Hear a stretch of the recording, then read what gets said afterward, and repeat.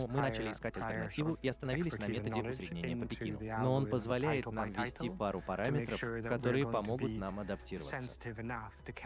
Насколько это чувствительно к различному количеству голосов, а также к изменению количества названий и количества участников дискуссии с течением времени. Таким образом, мы можем использовать эту основную группу в рамках дискуссии для накопления опыта. При разработке алгоритма необходимо учитывать опыт и знания предшествующего уровня. Название за названием, чтобы убедиться, что мы будем достаточно чувствительны, чтобы зафиксировать эти названия.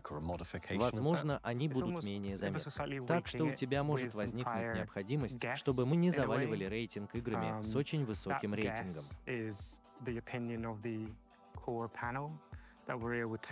Я думаю, если ты начнешь с традиционного среднего показателя, к которому ты, вероятно, привык, то сложишь все и разделишь на число. Тогда это будет просто корректировка или модификация этого показателя. Это почти как общество, ожидающее этого с некоторым предварительным предположением в некотором смысле. Исправлю косяк. Это предположение — мнение основной группы экспертов. Мы можем использовать его в качестве исходной позиции для получения среднего арифметического значения. Затем оно будет изменяться по мере того, как будет собрано больше голосов. И со временем оно будет приближаться к общему мнению комиссии. Так что если мы узнаем, что основные участники дискуссии поставили игре среднюю оценку в 3 балла или что-то в этом роде, то это будет означать, что мы не можем быть уверены в этом. Это означает, что они представляют, скажем, половину от общего числа участников. Так что мы можем воспользоваться этим и сказать: ну хорошо, если бы за это проголосовали абсолютно все участники, то, вероятно, в итоге получилось бы около 3.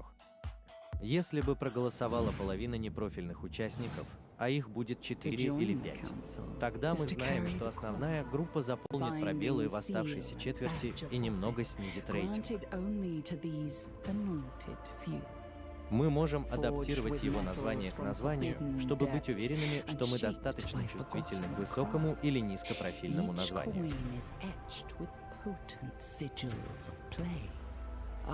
Чтобы вступить в совет, нужно иметь при себе значок с печатью, подтверждающий должность. Он выдается только этим немногим помазанникам. На каждой монете, выкованной из металлов из запретных глубин и обработанной забытым ремеслом, выгравированы могущественные символы. Так, если что, Это игра. я использую Иконы Яндекс.Браузер для того, чтобы переводилась Руины трансляция богов-людоедов, которые практически определенно синхронным переводом. существуют на самом деле. Так вот, сегодня я что-то заметил, то, что есть небольшой синхрон, и перевод немного запаздывает картинки. Мастерства. И в предверсии трек.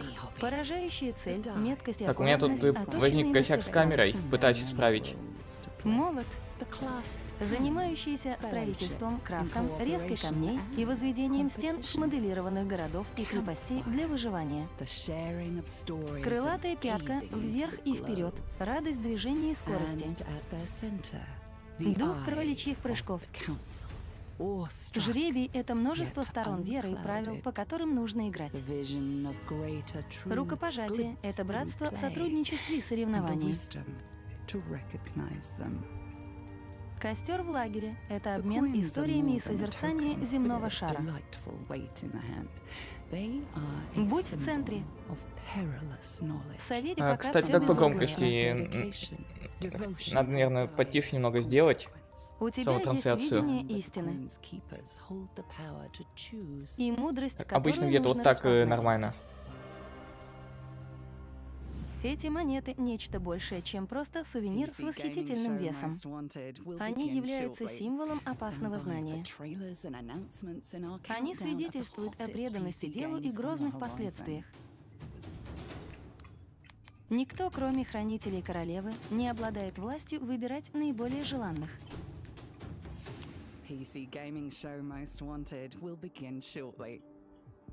Скоро начнется шоу компьютерных игр Most Wanted. Следите за трейлерами и анонсами в нашем обзоре самых популярных компьютерных игр, которые появятся на горизонте. У меня по какой-то причине полетела программа, которая камеру Скоро выводит. начнется шоу компьютерных игр Most Wanted. Я не знаю, что вдруг с ней произошло. Поэтому, походу, я сейчас без камеры буду. Welcome to the PC gaming show Most Wanted, powered by Intel. Да, вот по какой-то причине вместо синхронного перевода перевод идет с задержкой. Хотя в прошлый раз все работало нормально.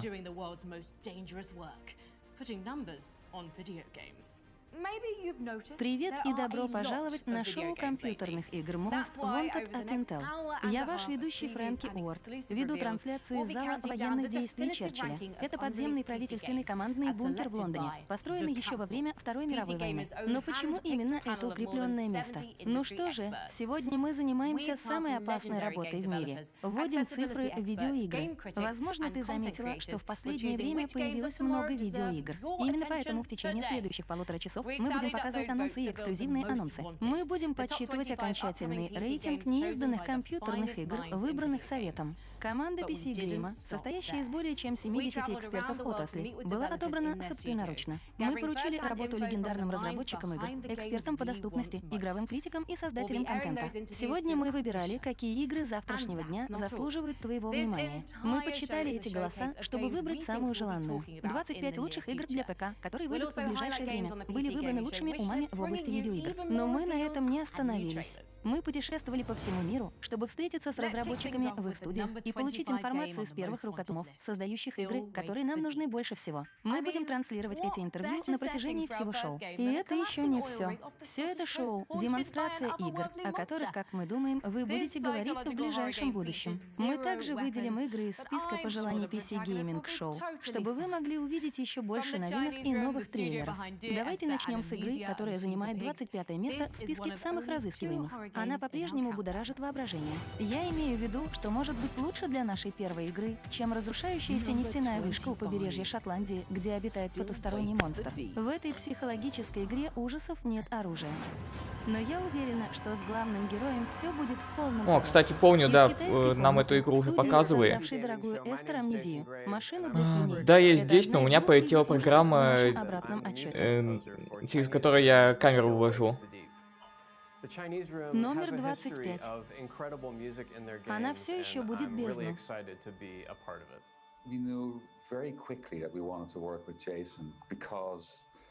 Не, знаете, меня это не устраивает, то, что вот такой большой рассинхрон идет по озвучке. Давайте отключим тогда эту озвучку.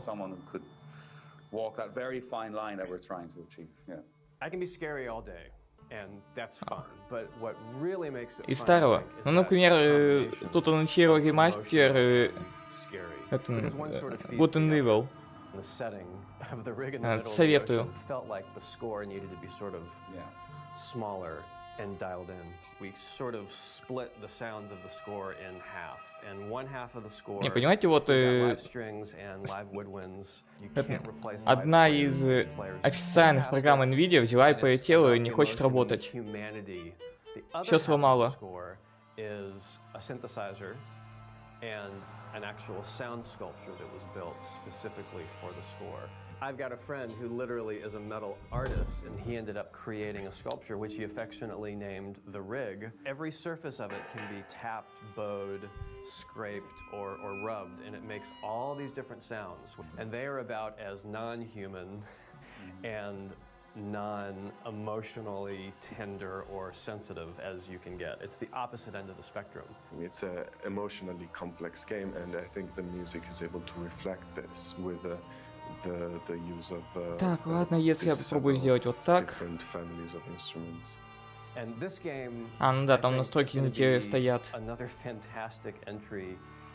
Да, поэтому не сработает. Ну так что да, сегодня я походу без вебки. Потому что прога накрылась. Но вручную настраивать сейчас не хочу.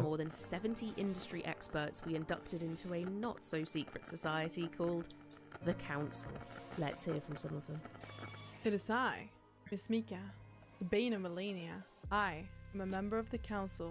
My name is Marina Hallikainen. I'm from Colossal Order. My name is Chris. Ну да, нам тут помимо самих игр показывают также еще разработчиков этих самых игр. И основная тема сегодняшней презентации — это самые ожидаемые игры, ну, в основном следующего года. Да, у нас все-таки уже завтра декабрь. Вряд ли будут что-то показывать этого года. Ну, то, что выйдет в ближайший месяц. О, Сид Мейер.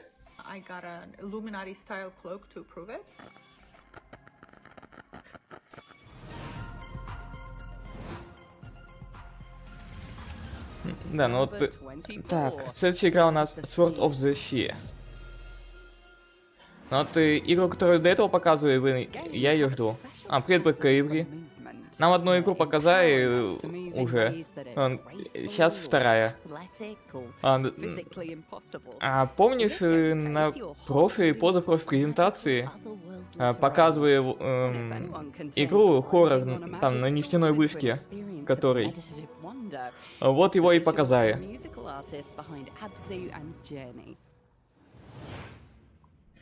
Dwarf Fortress is a PC classic, famous as a factory of unforgettable stories.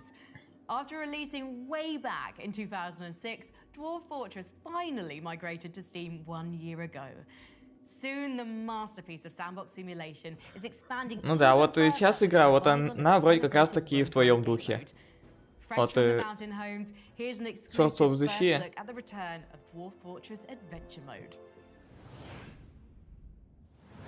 Кстати, вот на ТГ сказали то, что вот и будут избавляться от этой надписи World of Premiere. Потому что не все понимают, а что же это на самом деле означает. А вот это сейчас похоже чем-то на этот студий.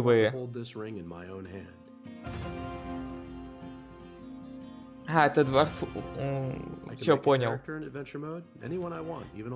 Да, игра, которую сделал буквально несколько чуваков, и она неожиданно набрала довольно-таки много фанатов. Ну, если немного не так. Короче, она прям большому количеству народу зашла по полной.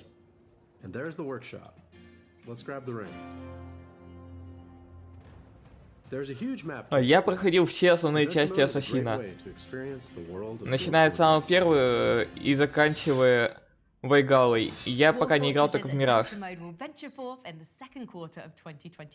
А, и еще Кэйбри. У тебя же вроде тоже стоит бродкаст. У тебя он тоже полетел, и у тебя нормально работает?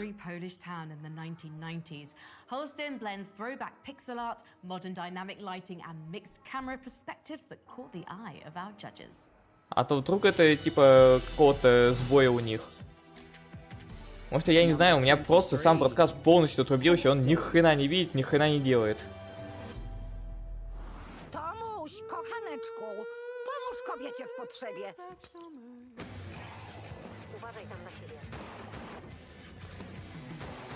О, где-то я такое уже видел. Да и я планирую в Мираж, но немного позже.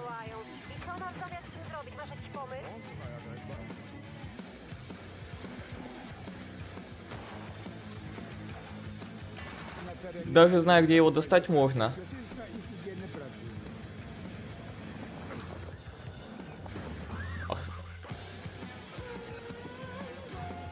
А ему там не больно было вообще с поезда спрыгивать. И, кстати, вот, недавно же выпускаю игру, где тоже вот так вот камера переключалась. Вид в основном как классический резидентов там с фиксированной камерой. Но во время перестрелок переключается вот так вот. Ну там вроде от первого лица переключается, а тут от третьего.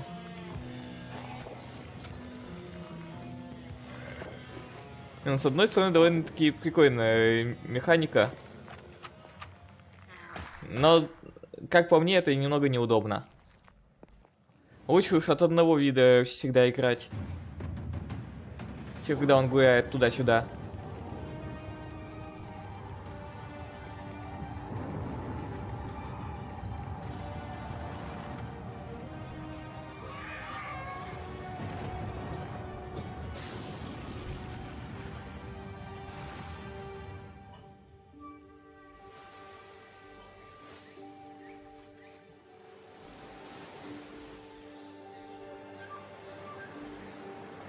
Прикольная птичка.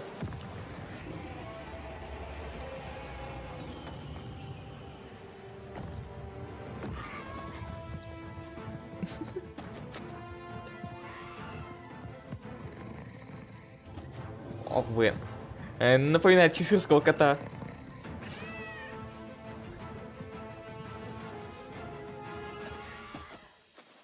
Ну так почему-то саблезубый.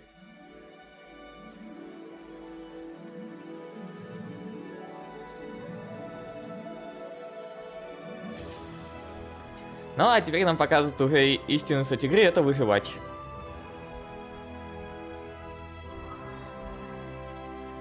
Ой, блин, зубастики. Кто помнит старый фильм про зубастиков? Блин, они такие милашки. Пока кого-нибудь не жрут.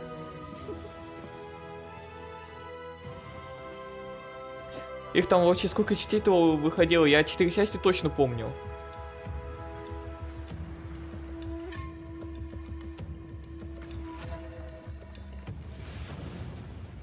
Under a Rock.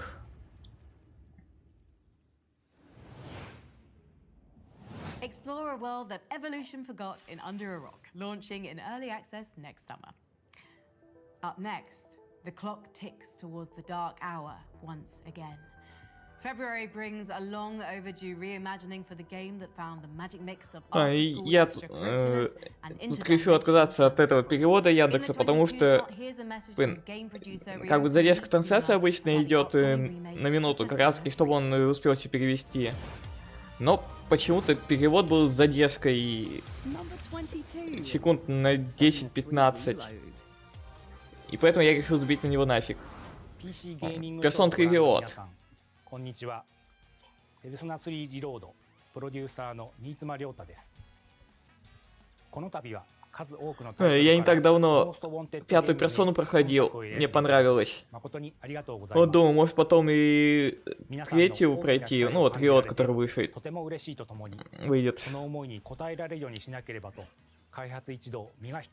И насколько помню, там официально русские субтитры будут. Еще один повод сыграть. 今の P スタジオの手で装いを新たに生まれ変わったペルソナ3リロード。本作の登場キャラクターの一人、天田健の紹介映像を先日公開しましたが、見ていただけましたでしょうか。まだ見られていない方のためにも、本日はこちらを皆さんと一緒に見ていきたいと思います。では、どうぞ。Попробую еще раз запустить подкаст.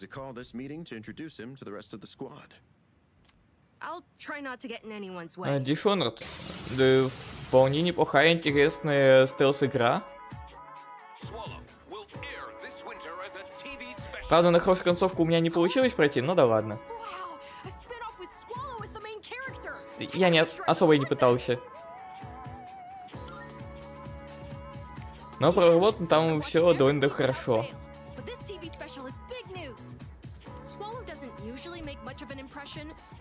А так нам даже решили геймплей показать. РДР, да, вторую часть проходил.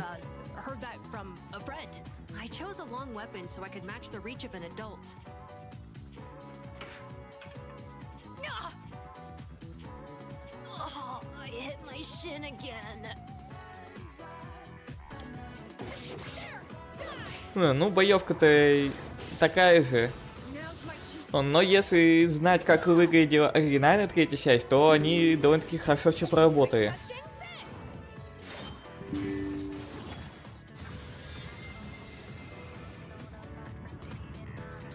Ну сюда, мне сейчас есть так попробовать переустановить бродкаст, наверное. いかがでしたか？シーズとして活躍する初等部の少年天田健。ぜひパーティーに入れて一緒に戦ってみてください。ペルソナ3リロードはこれまでにペルソナ3をプレイしたことのある方にも初めてプレイする方にも自信を持ってより鮮明に描かれる感動をお届けいたします。ペルソナ3リロードは2024年2月2日に発売予定です。皆様に楽しんでいただけるようチーム一同頑張っていきますので、ぜひご期待ください。ありがとうございました。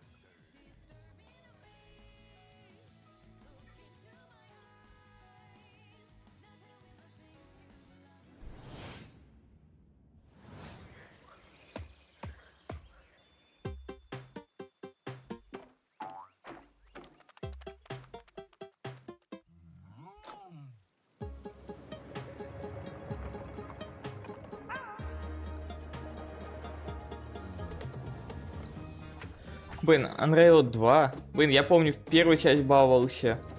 Я смотрю, что-то знакомое.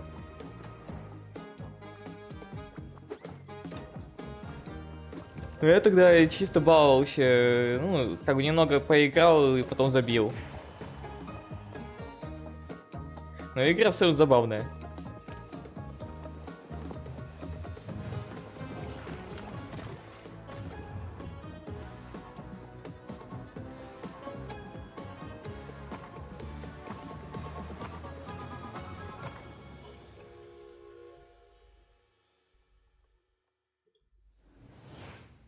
Unreal 2 steams into early access in 2024.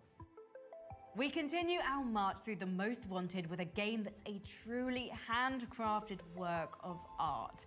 A stop-motion story of friendship on an alien seabed featuring a lovingly sculpted ensemble of stranded weirdos. Let's take a look. Итак, что же у нас на 21 месте? Хард-Хайбут.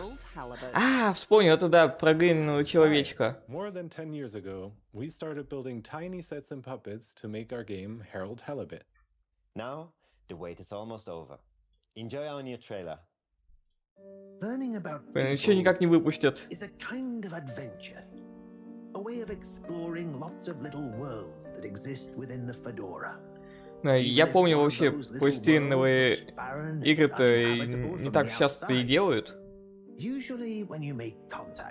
Этот, например, помню Neverhood. И потом еще продолжение было Омикрон вроде бы.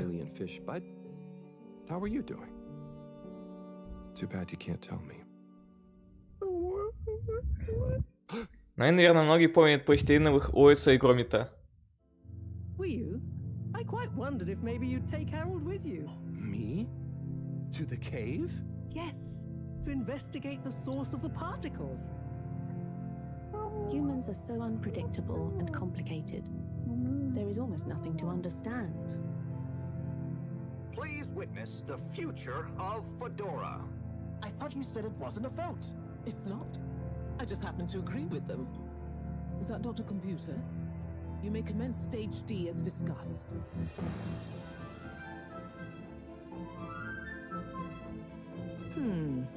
Something is afoot. Too many things that don't add up. It all seems a bit fishy to me. Блин, я Мафию 2 проходил, я даже не вспомню в каком году. Может, году в 14-м.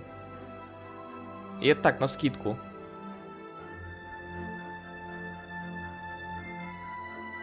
И вообще, я играл во все Мафии, еще оригинальные. То, что выходил уже ремастер, я не играл.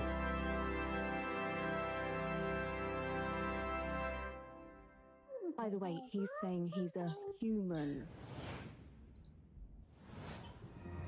И как бы для большинства, как раз таки первые две части, они самые лучшие. Но вот ремейк первой части сделан довольно-таки годно.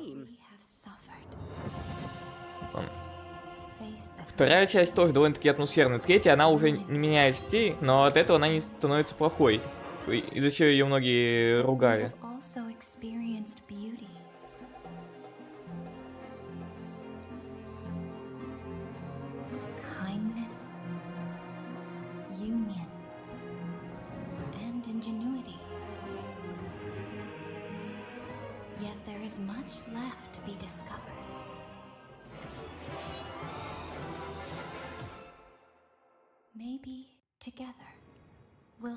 Блин, так обрывисто показывают геймплей, что, блин, нормально ты и не посмотришь, а как же оно играется. И игра уже вышла. Sense of Aura. О, Freedom Games. У них тоже было что-нибудь интересное. Блин, это мне напоминает старые битэмапы, которые были еще там на Сеге. Там как и Street of Rage, Double Dragon, Golden Axe, Battletoads. Ну, я думаю, и так всем понятно, к чему я клоню. Да, я проходил все части Splinter Cell. А не, одну я бросил в в процессе, это Double Agent. Все остальные мне понравились. Я вообще много игр проходил.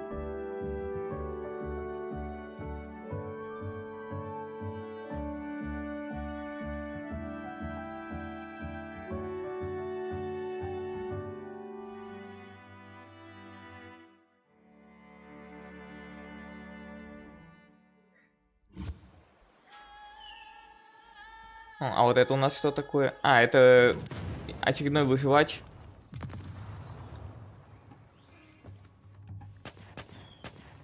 С магией и палками-копалками. О, блин, до 200 человек. Все, хочешь поспрашивать, какие проходил, какие нет?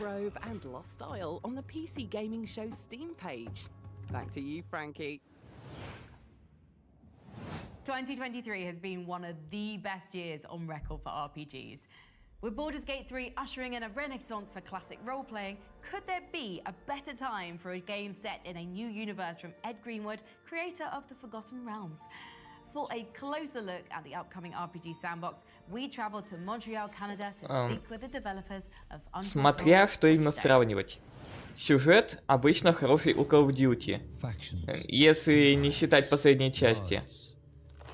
А вот мультиплеер лучше у Battlefield. Хотя у Battlefield тоже были несколько частей и довольно-таки хорошим сюжетом. Но у них изначально был такой приоритет, то что Battlefield ориентировался на мультиплеер, а Call of Duty на сюжет. Но в последнее время все пошло иначе.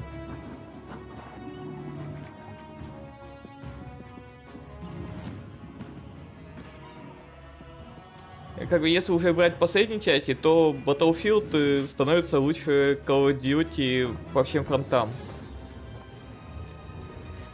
А вот более старые, там как раз таки Call of Duty была лучше. Но это в плане сюжета. Именно лучше было. Ну, короче, да, немного сложновато сравнивать. Все зависит конкретно от частей скорее, вот так вот скажу.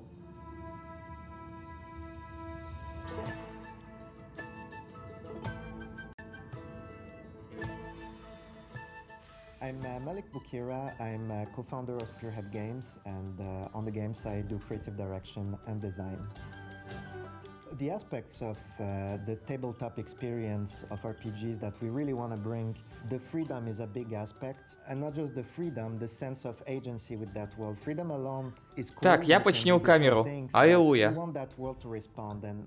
Я переустановил программу. Я с вами.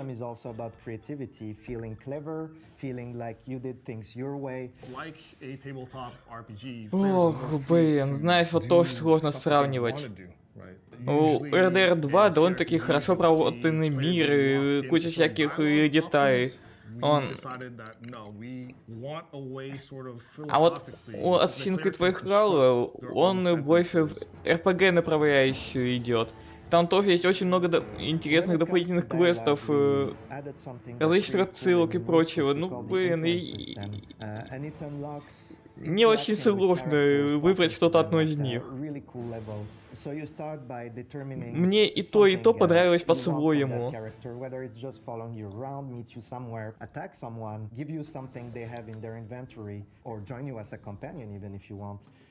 Но если прям именно выбирать, то, наверное, RDR. У них там очень много всего проработано было. Прямо действительно постараюсь. У меня сейчас стоит 3060 и 12 гиговые.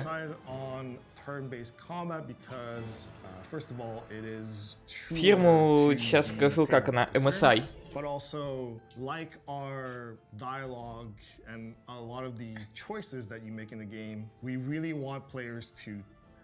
Прос Ryzen 5 3600. Кстати, к игре. Вот ты спрашивала на днях про игры.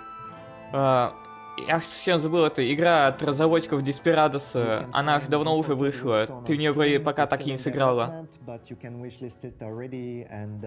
Оперативки 32 гига. Просто однажды я понял, что 16 гигов, где стримов не хватает, и учитывая, что сейчас игры некоторые по 16 гигов жрут.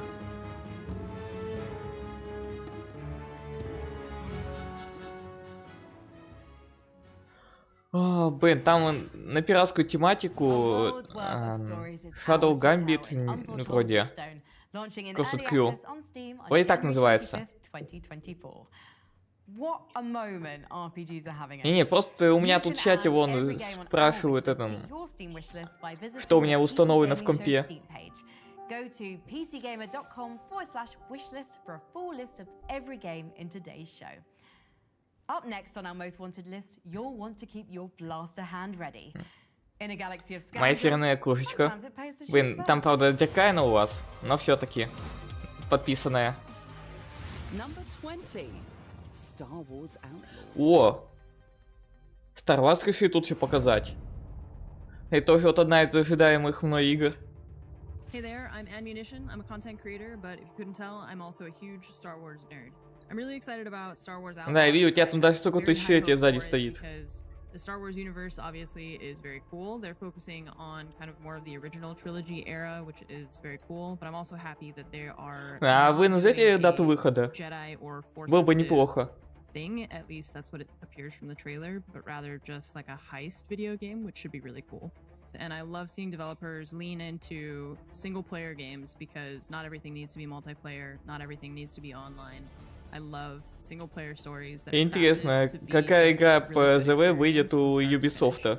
So I'm really excited about it, and I hope that Star Wars Outlaws is. Ubisoft в последнее время плохуют по играм.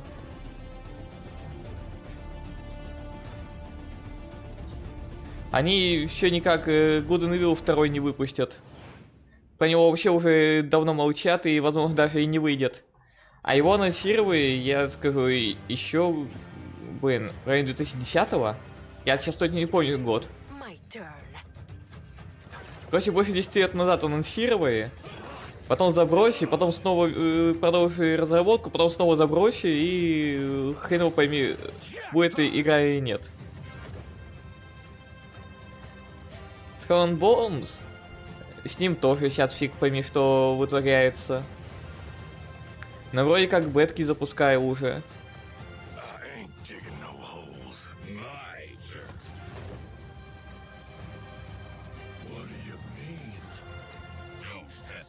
Но в целом вот в Black Flag были довольно-таки классные бои морские.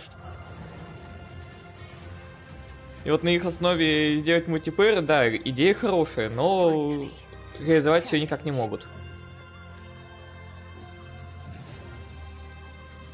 Ой, привет, Катетос. Что нового? У меня сегодня подкаст полетел, я его переустанавливал. Вот что нового.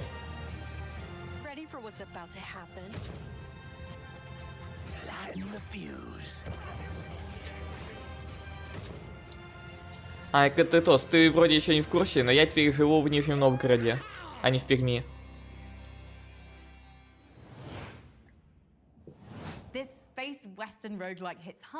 Переехал недели 3 назад. Coming up on the most wanted, our exclusive on-location interviews with the development studios creating Path of Exile 2 and Homeworld 3. Plus, we're giving away a custom-built Intel. А так сейчас смотрим топ 25 самых ожидаемых игр по мнению ПК Gaming Show. Ну и помимо этого еще другие различные игры показывают.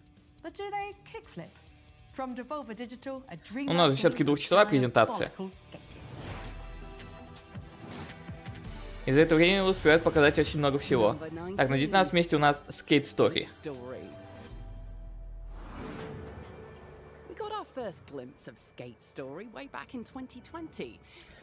А это этот зеркальный человек, который на скейте гоняется.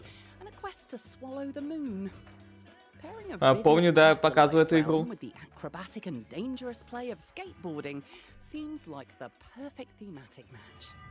Our most wanted experts are desperate to land an unholy heel flip in the underworld.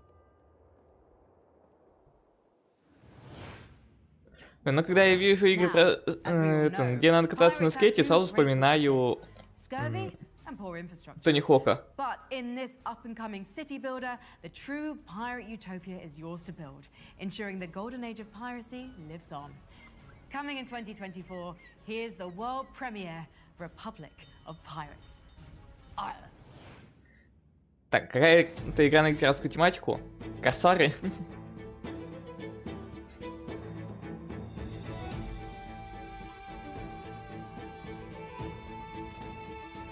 Ох, да ладно, еще и с поселением, ёшкин ты кот.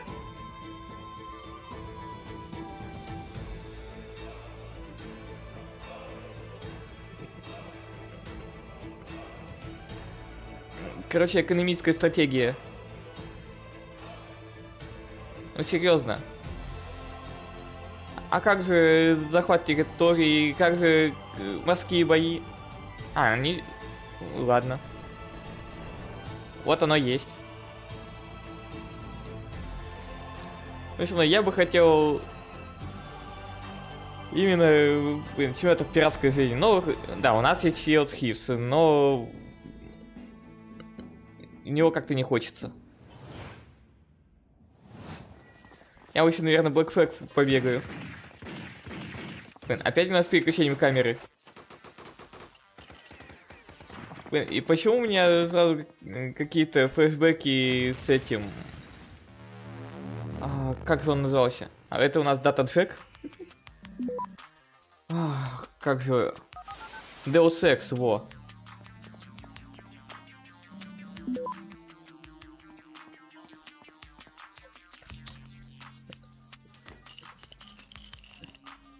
Не, ну, блин, главный герой явно косит под него.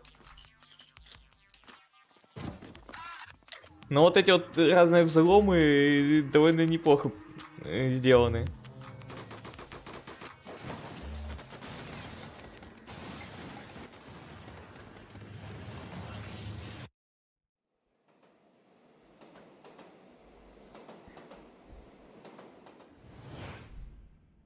To add some mega corporate espionage to your Steam wishlist, find DataJack 2020 on the PC Gaming Show Steam page at pcgamer.com/wishlist. The most wanted continues with the first strategy game какая у нас следующая игра будет в топе? Menace is coming to us from Hooded Horse, a specialty strategy publisher, and Overhyped Studios, the folks who made the gritty tactical. И почему вся трансляция в хорошем качестве, а вот и где ее показывают, и качество низкое? Что за халтура?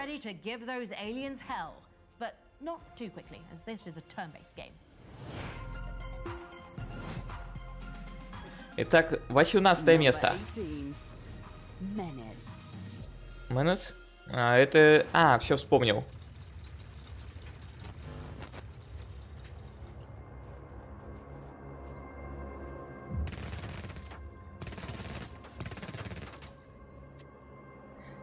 Блин, они выглядят как игрушечные.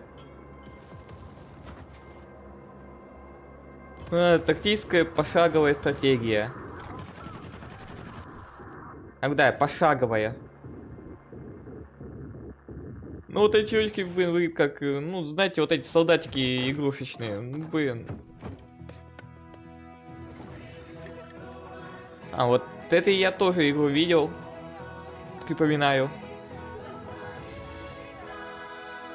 Да, а она разве не выходила уже?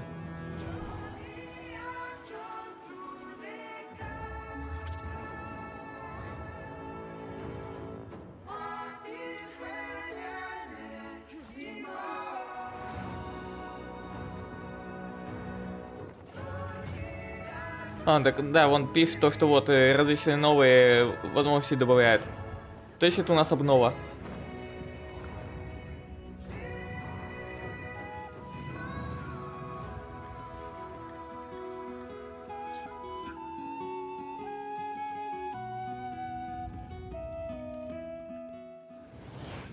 Кстати, вот, Кайф, ты хотел что-нибудь потыкаться, где не надо думать?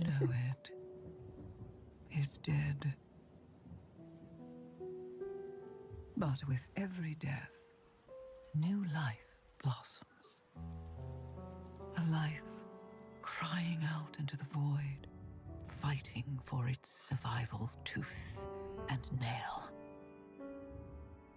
A life that adapts, overcomes, and continues to rise. Да просто тыкать и не думать.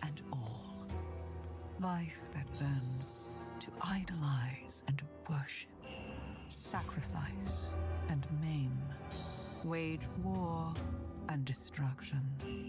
A life that burns so bright it may set the world ablaze. Но там надо будет бегать, тыкать и не думать. Decide if its survival is in the cards. Up next, one of our favorite studios, Obsidian, is expanding Pillars of Eternity into a first-person RPG called Avowed. One of the things that intrigues us about Avowed is that it specifically isn't setting out to put you in a sprawling sandbox, but something more concentrated, like the studio's recent Так, история, что я услышал, там какая-то песочница. And here's another curveball. The gameplay reveal trailer showed flintlock pistols.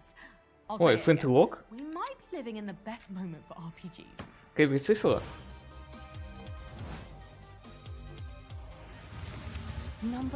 А, не, сейчас у нас его вот. БН. А то нам там сказал про флинтлок, я думал, его сейчас будет показывать. Но повод тоже интересно глянуть. Про него практически нету инфы никакой. Big dungeons, and I was thinking to myself, there's a little bit of Elder Scrolls in there, but with a Obsidian twist on it, as they always do.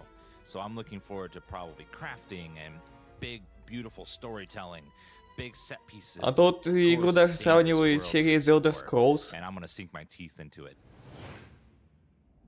The living lands await in Avowed, coming sometime. Вот инфы почти нету. Now, one of the cool things about PC games is that it's the platform for the eccentric and the experimental. This is the platform where unconventional games about hypnospace detectives or city builders on space wells are born, where Farming Simulator has its own esports scene. Our next game is in that same legacy of weirdness, but with plenty of interesting ideas underneath an art house exterior.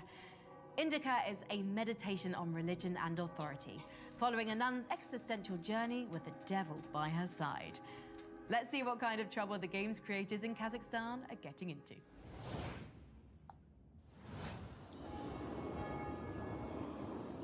Let me tell you about Indica. Привет, да, уже много всего успели показать за эти 40 минут. А всего 40 минут прошло. А столько игр было. Знаешь, проще пересмотреть, наверное. Так, что-то у нас картинка... Нет. Так задумано было? И реально просто картинка подвисла. Ладно. Тут у нас только из топа-то уже игры 7-8 показали. Классная тема топы 25 и ожидаемых игр следующего года.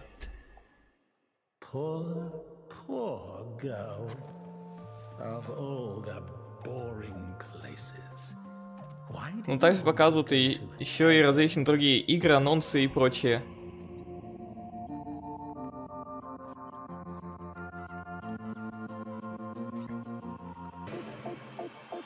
Индика. Что-то музыка явно не в тему. Я ни хрена не понял, что из себя игра представляет.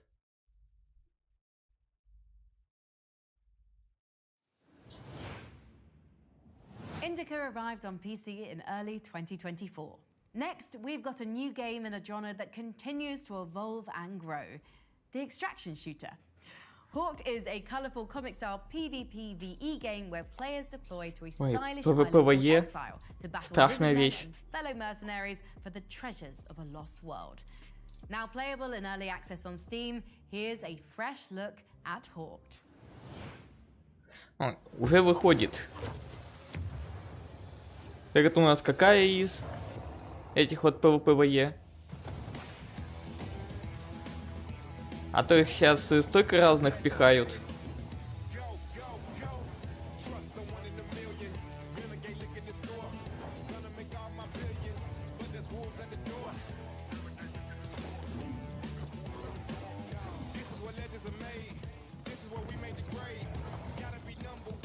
Там какая-то мини-годзилла бегала.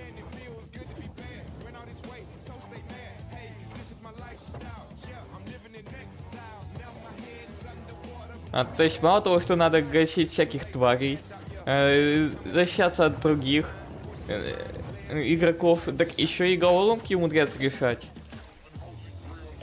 А это изжират.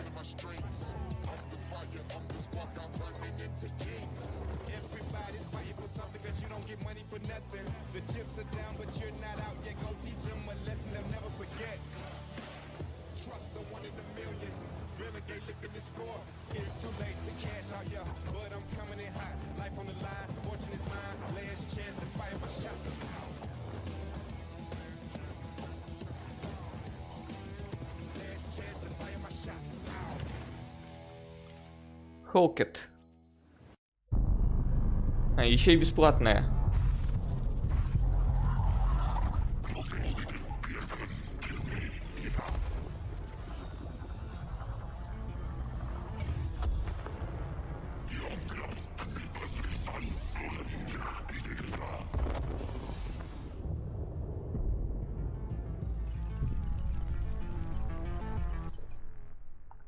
И выйдет где-то в начале 2024 года. Hawked is playable now in early access ahead of its full launch next year on PC and console. To claim free in-game items and premium currency, visit playhawk.com/rally today. Don't miss your chance. Make sure you drop into exile with a full loadout for the full release of Hawked coming in 2024. Next on the most wanted countdown, Dragon's Dogma devotees finally get their wish. О! Long-awaited sequel. Dragon's Dogma. Хочу. Надо. Хочу поиграть во вторую Dragon's Dogma. If you're hoping for a masterwork in open-world monster slaying, you can't go wrong with Capcom's RPG. Да, хоть первую я как-то играл и не доиграл ее до конца. Вот из-за того, что там и были довольно устаревшие геймплейные механики. Но мне все равно было интересно в нее играть.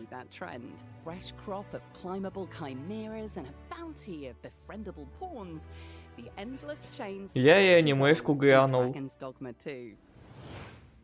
Он тоже довольно классно ее делает. И поэтому очень жду вторую часть. In 2018, Frostpunk won wide praise as a chillingly bleak city builder.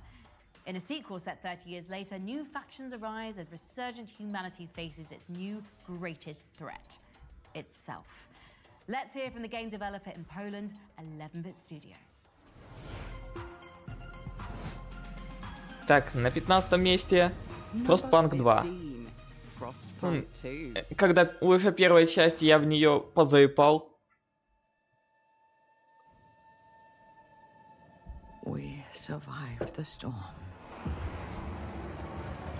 Но во вторую, наверное, уже не буду. Я как-то совсем уже отошел от стратегий.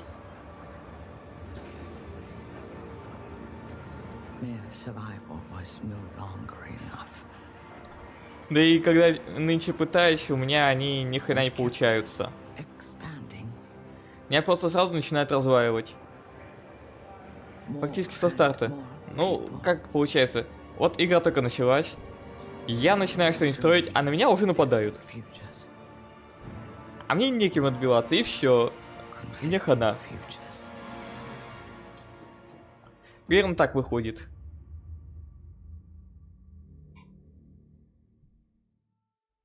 Hi, I'm Kuba Stokalski. And I'm Łukasz Juszczyk. We are both game directors responsible for Frostpunk 2, here at 11-bit Studios. What you've just seen is the first gameplay teaser of Frostpunk 2. And as you can clearly see, a lot has changed since the first game, especially the scale of our city. But what remains the same is harsh post-apocalyptic atmosphere that hopefully... Странно то, что мистера Грина сегодня нету. Но, наверное, на ТГА потом зайдет, которая будет в ночь с 7 на 8 декабря.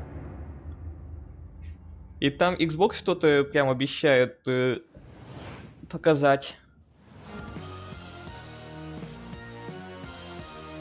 Сказали, не надо пропускать. Забавно, Demon School. Школа демонов. Characters can only move in straight lines or side steps. Но вот боевка мне уже не нравится. You attack enemies by running straight into them. You can see Faye did 1 point of damage here. Namako doesn't deal damage, but stuns and debuffs enemies, reducing their defense. Now if our other damage dealer Destin hits this demon, he'll do 2 points of damage.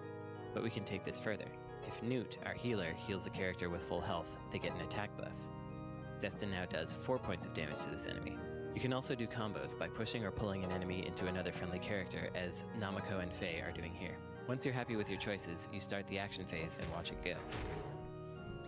These are the main puzzle pieces you'll be working with, but there are 15 characters, each with their own unique abilities for you to discover.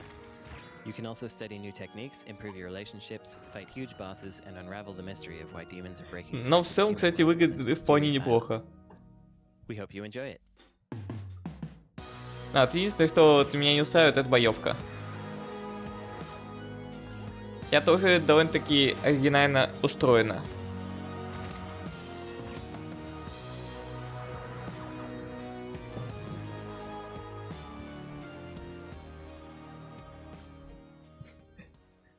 Блин, сейчас считай там Microsoft. И тематику про демонов. О, это что-то из хорроров?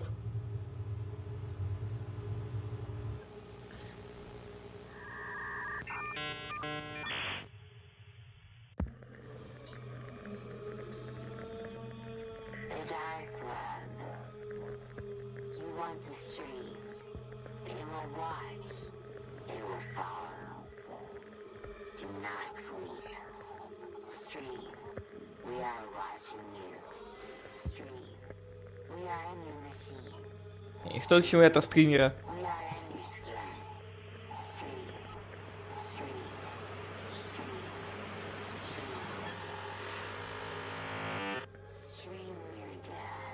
Да, так оно обычно происходит. Dark Web стример. Dark Web это типа... Как же он в России-то его называют? Не понял. Ну, короче, Dark Web это типа темный интернет, который недоступен для обычных пользователей, где обычно проворачивают всякие незаконные дела. Featuring its upcoming underport area and introducing us to the terrifying Crowman.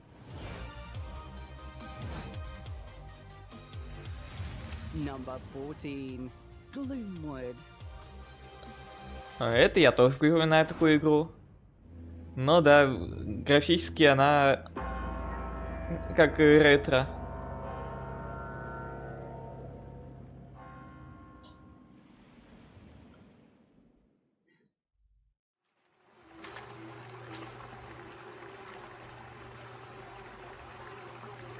Да, как игра там начала 2000-х. Но это именно к графической составляющей относится. Нынче очень любят делать игры в ретро-стиле.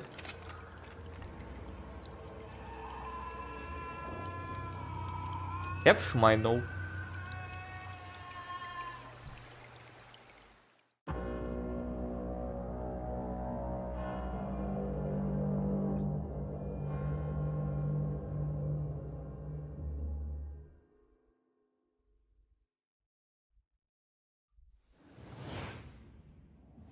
Gloomwood opens the gates to the Underport district in early 2024 with more early access updates to follow.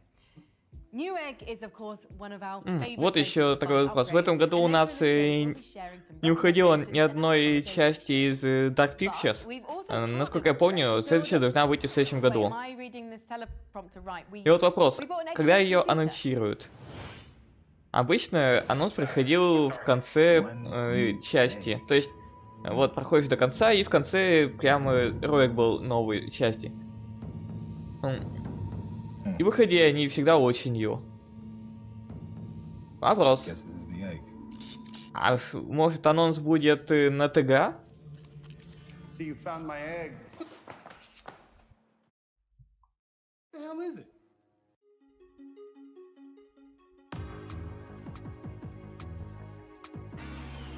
Было бы даже интересно узнать, каком сеттинге будет следующая часть.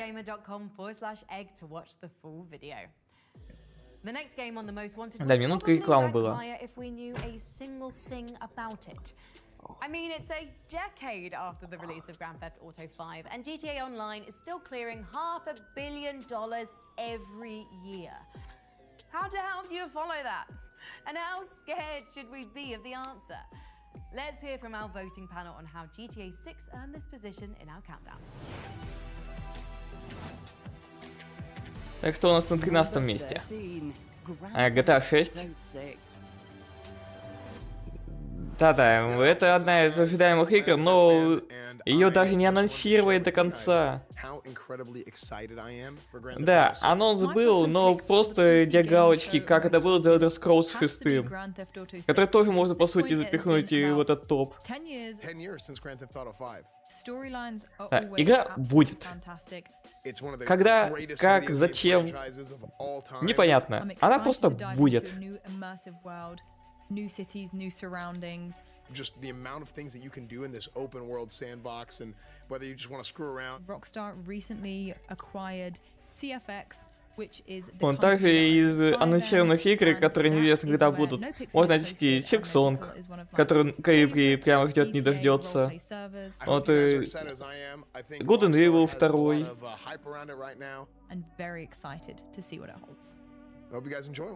Что еще у нас там было такого, ну, как я уже назвал, The Elder Scrolls 6.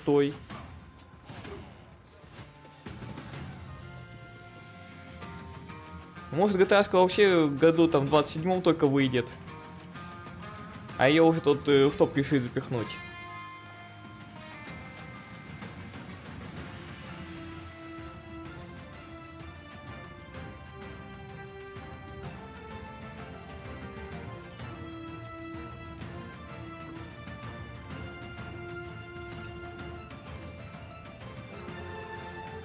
Вот Кэйбри, потыкаться.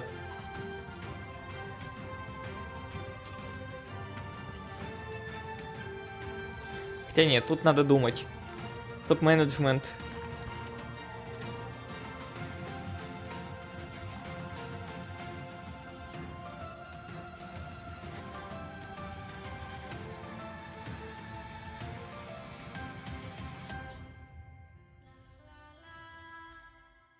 И, кстати, игру еще в Game Pass добавят.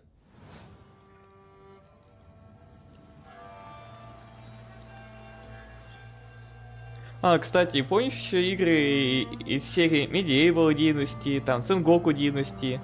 Ну, там вот один, получается, Средневековье, второй там про Японию. Тут решили новую часть анонсировать, и там уже будет про вампиров. Vampire Dynasty. Нынче тема про вампиров стала популярной.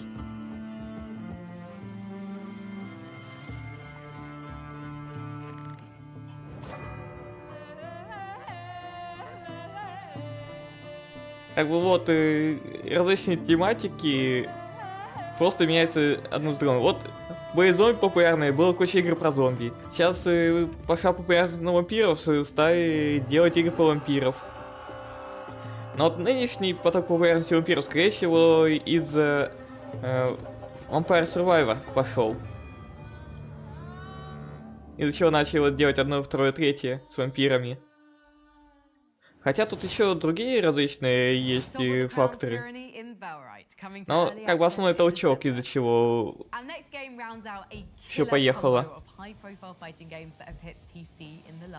Вот V-Rising тут был довольно-таки хорошо зашел. Вот этот, блин. Еще что-то было сейчас в голове. Вот Tekken 8 в начале года, насколько помню, должен выйти. Даже вот Diablo 4 добавили, ну вот во второй сезон сделали вампирским. А это как раз таки вот на волне популярности вампиров в последнее время. Вот Vampire the Masquerade Bloodlines 2 и походу все-таки наконец хотят выпустить. Уже начали ролики один за другим пихать про кланы в игре. Но его сколько раз уже перерабатывали? Да, вот в январе выйдет Tekken.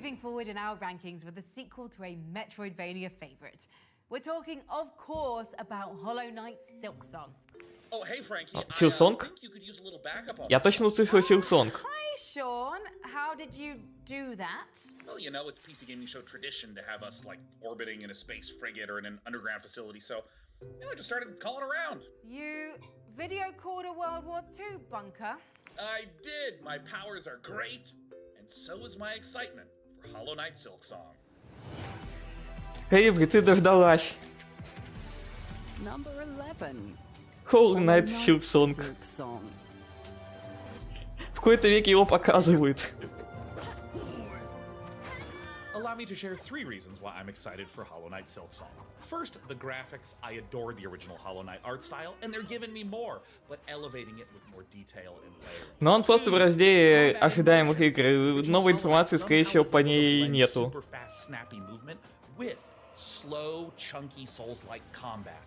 And if you look at the Silksong trailer, you're seeing all sorts of new moves that allow you to dance around your enemies and jump around the environment. It makes me really excited for the second-to-second experience. But the third and the biggest reason is exploration. Team Cherry are masters. Ну тут пока просто рассказывают про основные причины, по которым стоит ждать Силсонг. There would be hours of content behind there, or new bosses, or new enemies, or entirely new zones. And it's that exact combination of a beautiful game that's fun, Да, second to они second помнят. gameplay that rewards my Как вы видите, даже где-то в середине топа среди самых ожидаемых висит. Не внизу, а в середине топа. Так что они мало того, что не забыли, они еще вполне себе хорошо помнят и ждут. Ой, покажите Ассасина.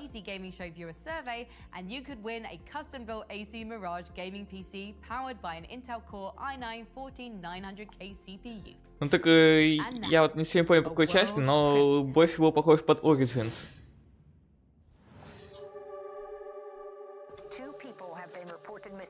Либо Мираж.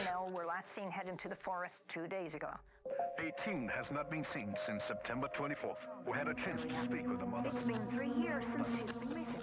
There are a lot of rumors about the lake. Do you personally believe that there's something sinister hiding in there? No, of course not.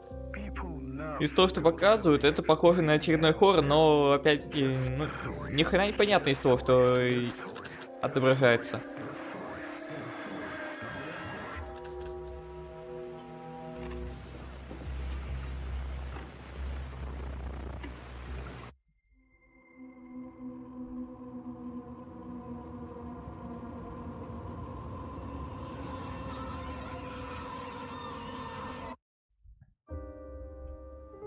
Берут самые непонятные кадры, пихают в трейлеры по... ну вот, как раз таки про хорроры. Именно вот самые отдаленные непонятные части. О, это у нас этот... Data Force?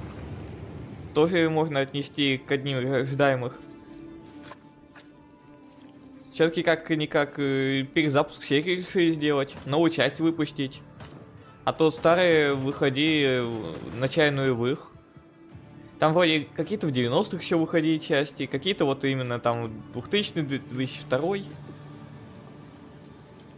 Я даже помню, проходил различные части серии. Но надо было убедиться, что это именно оно.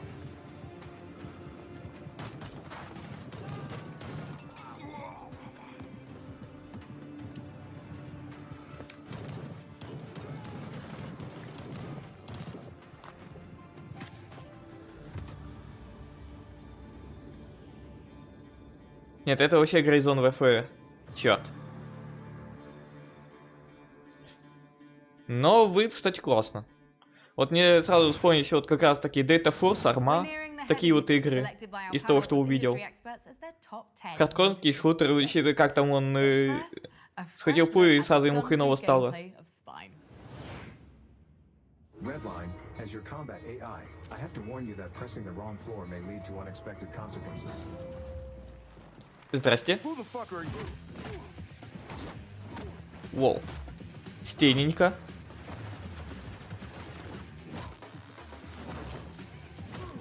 Так, жаль, что в самой игре вряд ли так можно будет вытворять.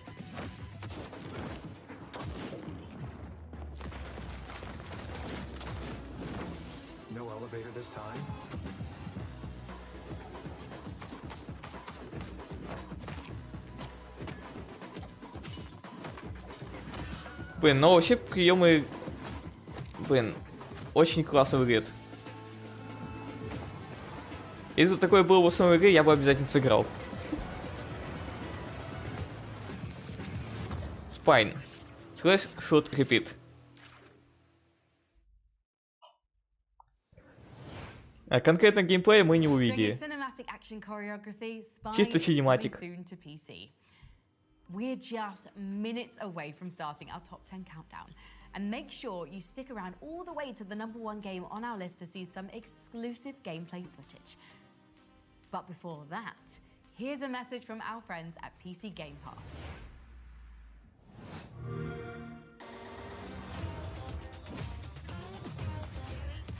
Немного про Game Pass. Очень классная подписка, которая все больше и больше радует со временем. И вот на ТГА, скорее всего, нам заявят об играх Activision Blizzard, которые будут выносить в Game Pass. Из-за всех этих задержек с антимонопольными службами они сразу не смогли внести игры. И пообещаю, что добавят их в следующем году.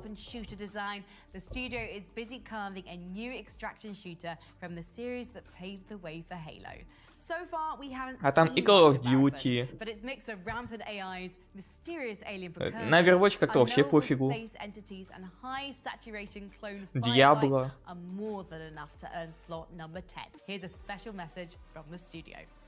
А вообще много какие игры. Так, что у нас на 10-м месте? Маратон.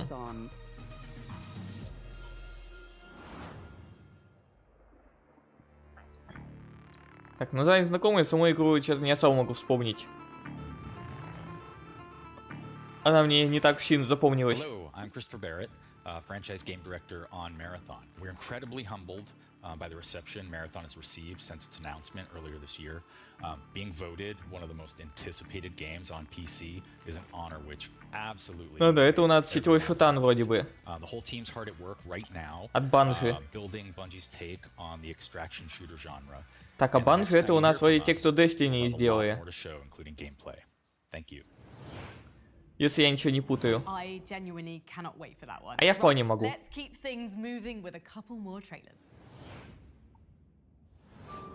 My creation has gone rogue. Ох, ё-моё.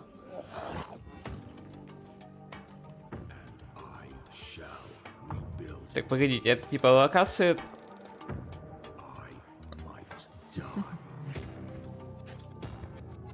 Там просто схема локации.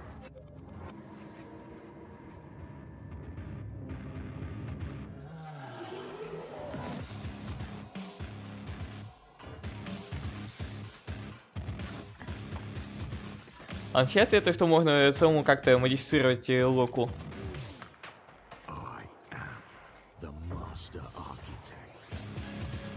Походу, да.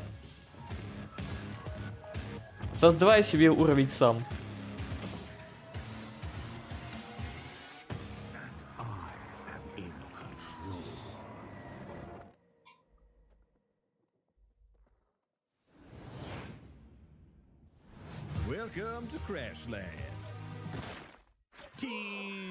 Crashlands? А это вроде что-то из разряда игр пародий. And then slap them. Just slap it all. Except these. Best to make a home for yourself. But not just yourself. After all, if you're gonna make it on this planet, you'll need all the help you can get.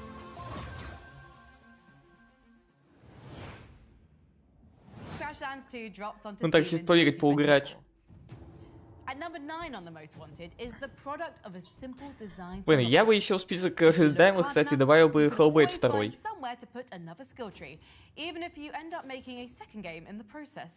Warm up that left mouse button because we're about to show you some Path of Exile 2. We traveled all the way to New Zealand to speak with the team, climbing the highest mountains to visit their studio in Auckland. Итак, что у нас на 9-м месте? Пое 2. Да, они как бы не прекращают поддержку первой части, и при этом собираются сейчас выпустить вторую часть. И в итоге будут и в первую пихать дополнительный контент, и вторую всячески дополнять, обновлять.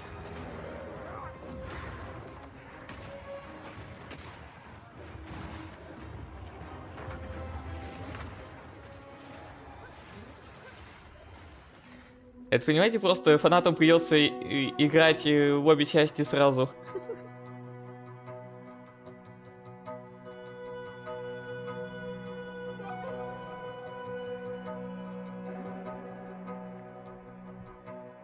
Потому что и тут, и там надо качаться.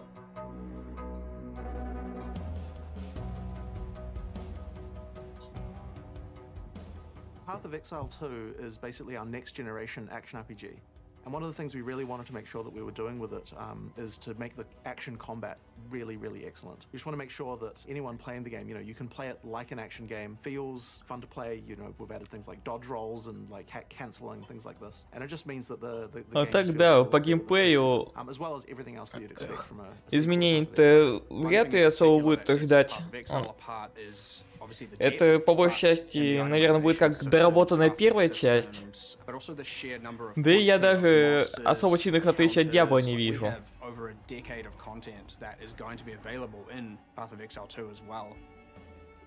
For Path of Exile 2, we really want to keep the mechanics from Path of Exile 1 that are great, but we тут, конечно, на этой фразе меня могут защищать по полной. Что фанаты Поя, что фанаты Diablo, но... Ну, реально, если смотреть со стороны, то особо сильных отличий нету. Да, другой сеттинг, немного другой геймплей, это прокачка, ну, да, различий-то много, но, да, подано по-разному, но все же игры схожие.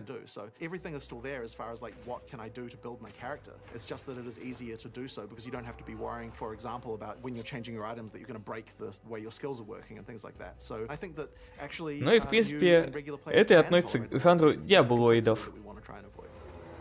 Что, в принципе, пошло от игры Diablo.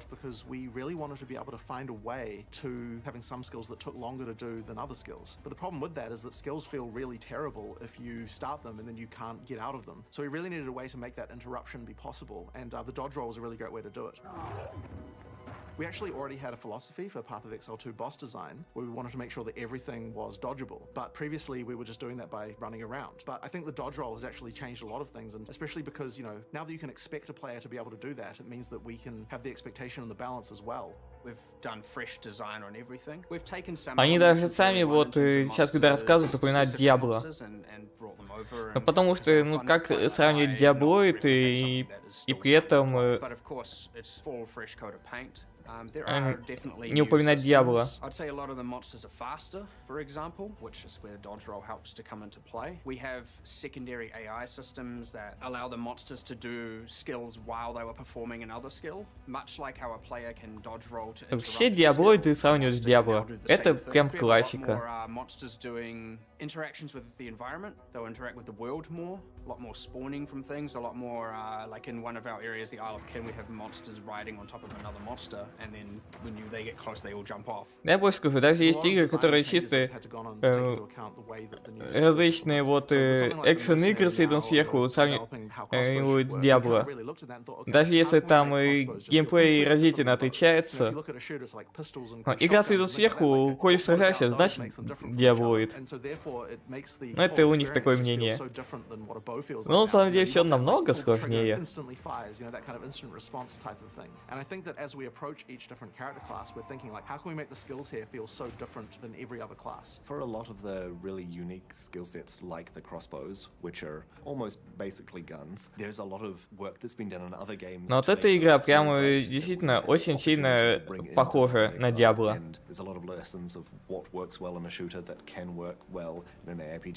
Но уже как бы в в другой вселенной. Не знаю, хорошо это или плохо, но, по крайней мере, главное, чтобы было качественно.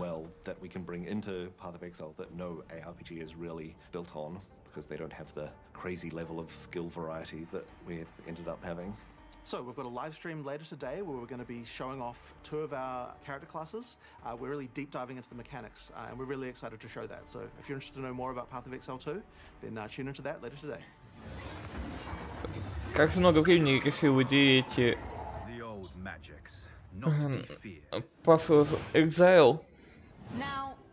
И тот он даже упомянул это, и хотели у нас больше, это переходить по ссылочке. But what to buy the PC gamer in your life? Well, our good friends at Intel have a few ideas. Here's 5 of their favorite gaming deals this holiday season, all on offer now at Newegg. The Acer Predator Helios еще немного рекламы. В этот у нас в этот раз ноутбук рекламируют. Смотрите, просто $1500. Кто хочет? С видеохой 4070.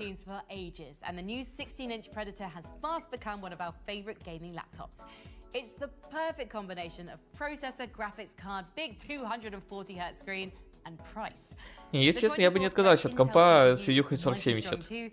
And the RTX 4070 graphics card also supports the magic of frame generation for a buttery smooth experience. This is the Gigabyte Aorus 15 gaming laptop. А тут я даже по новинкам начинаю ощущать то, что у меня комп перестает немножко вывозить. Там что процессор уже надо обновлять, что видеоху рекомендовано бы было обновить. Ну, хотя у процессора уже было бы хорошо. Но это вот в некоторых играх сейчас применяются технологии, которые в моей видеохе уже не поддерживаются. Потому что видеоха устаревшая, 3060. We've also got the MSI Katana 17 gaming laptop, an i7 13620H processor, RTX 4070 GPU. Но все равно, блин, наверное, в ближайшие года 2 я обновиться вряд ли смогу. If you're looking for a lot of screen real estate, MSI's 17-inch chonker will get the job done without costing a bomb. The 13th Gen Core i7 is a 16-thread chip. The machine still sports an RTX 4070 graphics card to handle all the newest releases, and you content creators are going to love the massive 32 gig of DDR5 memory this expansive laptop has to offer. Next, MSI's Aegis Gaming. Вы можете уже перестать рекламировать? А хотя у меня есть один козырь, который я могу применить. Сейчас, погодите. Та-дам. У меня же небольшая задержка была. Так что сейчас можно просто рекламу немного проскипать. Как раз я воспользуюсь этой задержкой.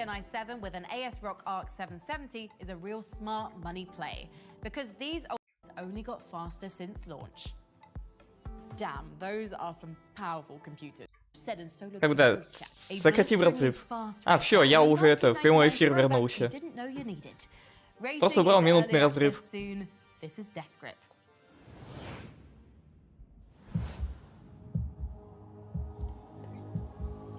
А мы меньше рекламу видели.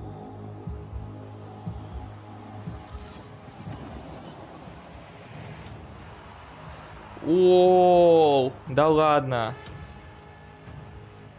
Это ж... Это ж оно, да?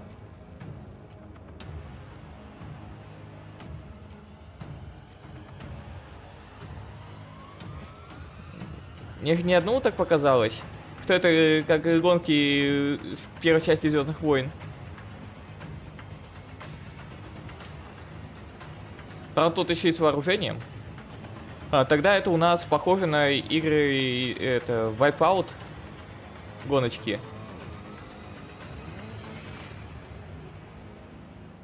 Death Grip.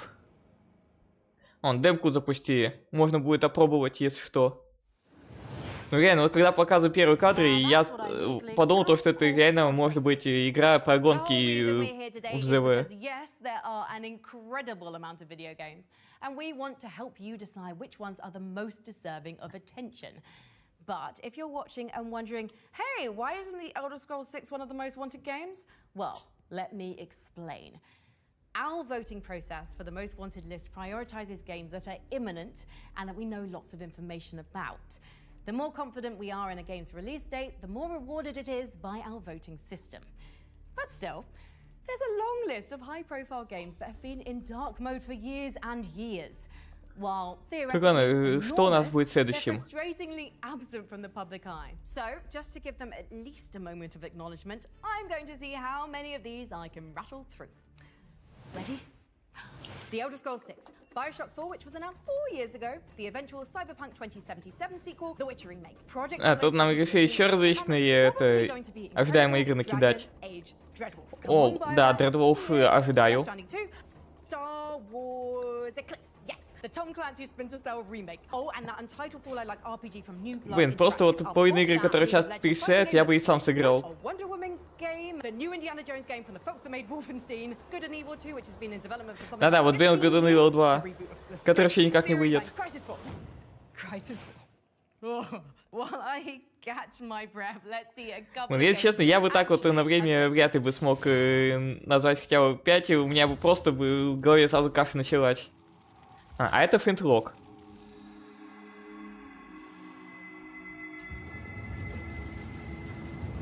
Our world is in chaos. The gods and their armies of the dead seek to rule. Одна из игр, в которой хотим сыграть я и Каибри. I'll be damned if I let that happen. И движок прикольный. Каибри, наверное, чисто из-за движка хочет. Survivor. Soldier. God killer. Я просто стал замечать то, что Каибри хочет поиграть в игры, где есть какая-нибудь прикольная зверушка.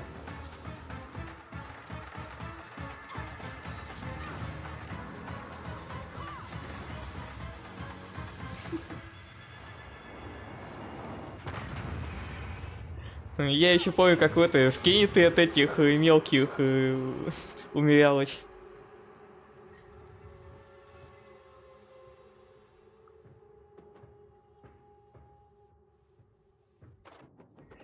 Когда кто-то делает кусь. Time for a word from our good friends at Mad Mushroom. Mad Mushroom is a publishing company that is going to be a little different from other publishing companies. Mad Mushroom gives us the opportunity to enter the games industry while at the same time elevating and amplifying the message of hundreds of indie developers. You are literally working Ну это заставочка на фоне influencers to figure out how to make your game as грибочком. enjoyable as possible, not just to play, but also from a Он, content. Mad Mushroom. If you're a developer and you're interested in us publishing your game, you can go to madmushroom.gg, check it out. We're very passionate and we're very excited about what we're doing here.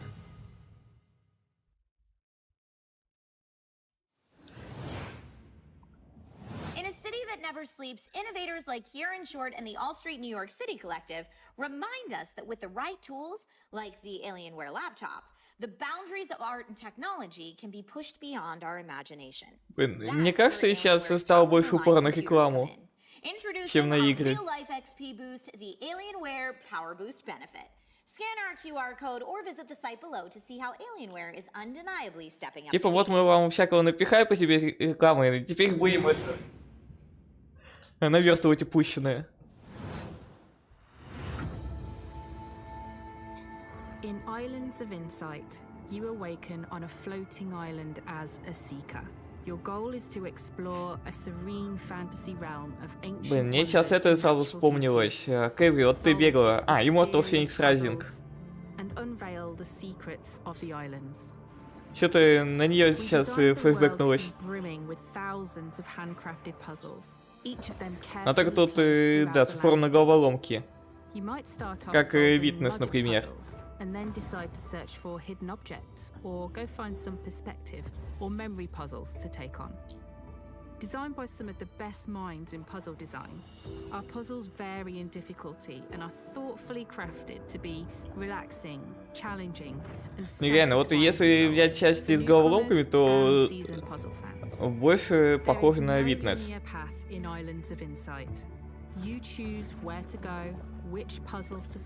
Тоже бегаешь по миру, собираешь разные головоломки, и тоже все соединяется лучами в одной точке. А так тут способ перемещения сделан интереснее. Не просто ходишь. Our shared world allows for seamless interactions and collaboration between players. You can interact with others for a bit of guidance, or you can play entirely on your own. This is your adventure.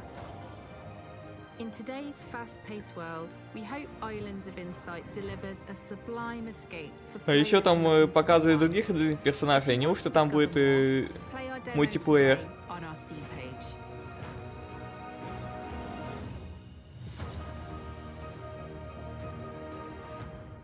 Он тоже, кстати, демку можно потыкать. In 1999, Homeworld brought RTS space combat fully into 3 dimensions. Now, 20 years after Homeworld 2, it's a very different world. Дайте-ка я сейчас Steam себе открою. Excellent time for a comeback. From Blackbird Interactive, this is Homeworld 3.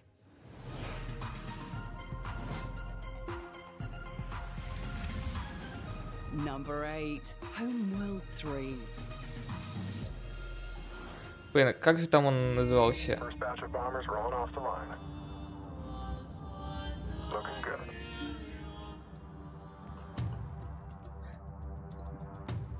Блин, я только запомнил, что он начинался с Соло Исланд. Homeworld 3 is a 3D strategy game set in space. It's incredibly cinematically compelling. When we were first starting up on Homeworld 3, we're thinking, what are some of the coolest spectacles you can think of in the universe that you would want to play in or around? In essence, Homeworld 3 was really our original dream of Homeworld 2. The problem was, in the late 90s, early 2000s, the vision for Homeworld 3 was utterly impossible. Ох, космосимый вот мне вообще не заходит, поэтому тут и мне даже прокомментировать особо нечего. Massive environments with these giant megaliths, you know, like gigantic Death Star-sized things that would create an interesting landscape for the player to move their units through. We had to wait 20 years before we could do that. So anyone who's interested in strategy or strategy-like games, we want to immerse basically anyone who loves science fiction. Пытаться найти игру так по первому слову, что-то как не получается. With Homeworld 3, we want to just continue that amazing feeling that you got from playing Homeworld 1 back in the day and give that to you again. You can play Homeworld 3 at the pace that you want to play. Tactical pause are going to allow you to actually just pause the game 100%. We have a classic controls, which you'll know and love from Homeworld 2. And then we have our modern control scheme.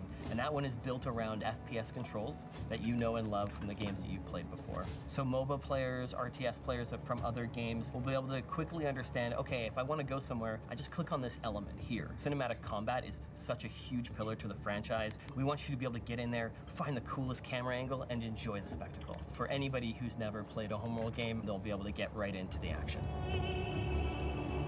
We wanted choke points. We wanted interesting strategic decision making for the player. When engaging Блин, сейчас пытаюсь найти эту игру, которая показывает головоломочку. А я не могу, потому что я не помню название. Кроме того, что начинается Соло Island. So in Homeworld 3, we focused a lot on what wasn't already available for us within Unreal. We wanted to figure out the more distinct views that the game would have that separate Homeworld from any other game, which was mostly the skybox and the lighting to give that feel of being in space. When you go into a nebula, the ship understands how much coverage it has from that, which will affect the concept of fog of war in the game. We knew that we wanted persistent damage on the ships, and so then we focused on what that system would be like. You'll see the history of your battles as you go through the whole campaign. Please wishlist and pre-order the game. We're super excited to have you.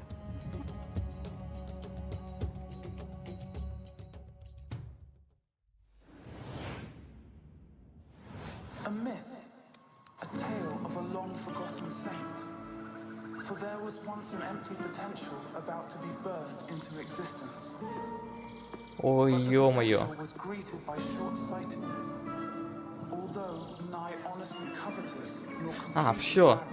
Нашел я это название. swallowed up everything that was given. Аллилуйя.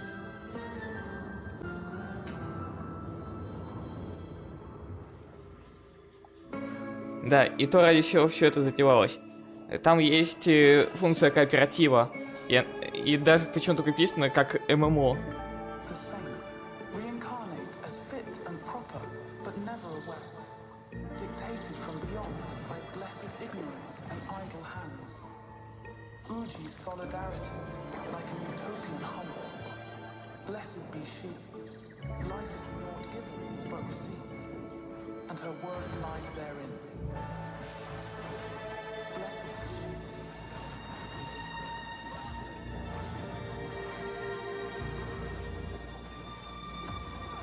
Блин, мне вот эта игра визуально нравится.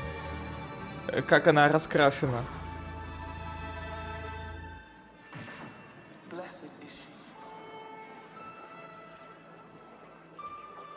Сам геймплей-то выглядит неплохо, но вот то, как ее раскрасили, ну блин, я не могу на это смотреть. Мне глазки бобла сразу. Perhaps you've heard of an obscure little indie game called Stardew Valley? Or maybe the hundreds of cozy life sims it inspired. Whilst its imitators are busy trying to rebottle the farm life lightning, Stardew's solo dev is leaving the barnyard behind. From two editors at PC Gamer, Lauren Morton and Molly Taylor, let's hear more about this highly anticipated follow-up. Итак, у нас сейчас 7-е место. И игра Haunted Chocolatier. Чего? Molly, you and I end up talking about cozy games on the PC Gamer Chatlog podcast quite a bit, which is why it's so exciting that its creator, Eric Baroni, is currently working on his next game, Haunted Chocolatier, where instead of us being on a farm, we're like running a chocolate shop instead, which sounds super exciting. We haven't seen a whole lot about Haunted Chocolatier yet. We've seen a brief trailer and we've seen some screenshots. We've seen like, boss battles potentially. We've seen a bit of the new cozy town. We've seen some expanded Не знаю, как эта игра попала в топ. So we're definitely anticipating hearing more about Причем на довольно-таки высокую позицию.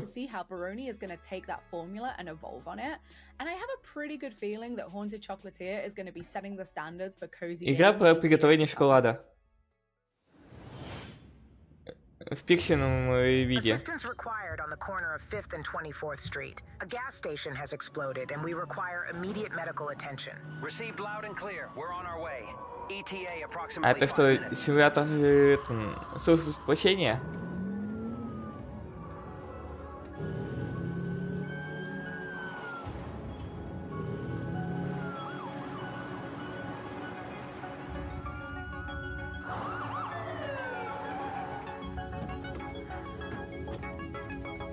И у меня уже начинают появляться вопросы к этому списку топов.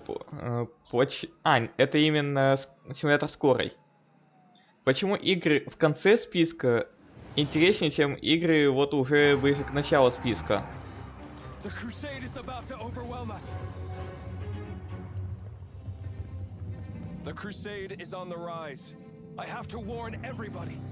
Как это работает? We must keep them from reaching the enclave at all costs. Это еще и историческая пошаговая стратегия. Насчет тут исторического не особо. Почему там было написано, что она историческая?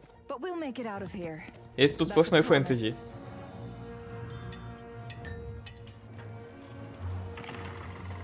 Если не показалось?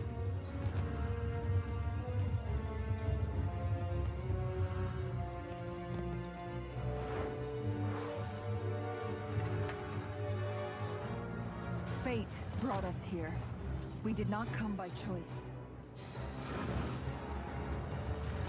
Это что за игра? Какая-то пошаговая стратегия.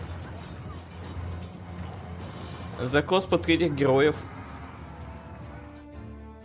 The silence that devoured my home. Хотя не, закоса тут нету, ну... Есть некоторые общие черты, не более.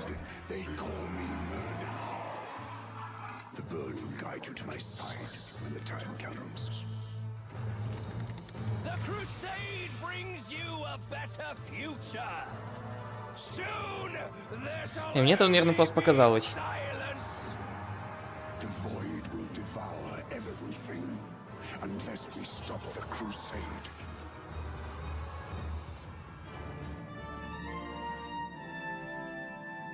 Firstborn, starborn, even constructs.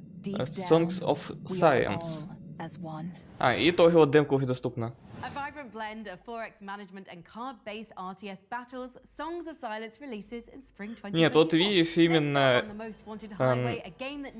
идет топ по самым ожидаемым играм, и при этом опрос проводился среди различных людей, ну, значимых людей в игровой индустрии. Pacific Drive. Кстати, довольно-таки занятная игрушка. Хочу ее попробовать. Its unmatched views and quiet solitude offer everything you need in the most beautiful place on Earth. There is no cause for alarm.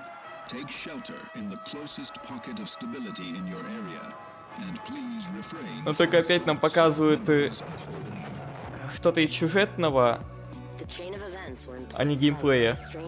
Вот из-за этого как раз-таки на E3, ну и в этом году... А нет, это именно на презентациях Xbox. Решили делать приоритет именно показ геймплея, чем синематиков. И отказались от чистых роликов синематиков. Чтобы если показывать, то хотя бы немного там это на движке.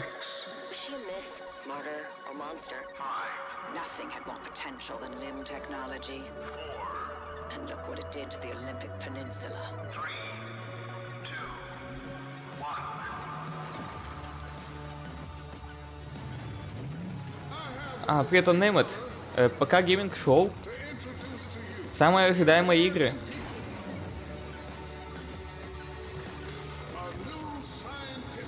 Нет, с Сент-Фредской никакой связи.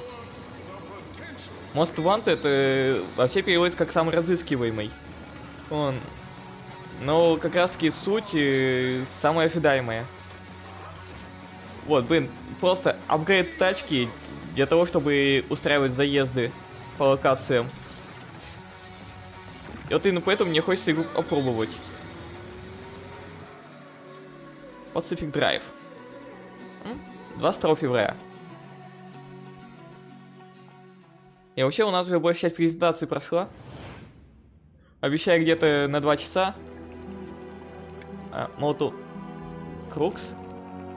Это что за игра? Ну и помимо вот этих вот... не как Кросаут. Кросаут это совсем другое.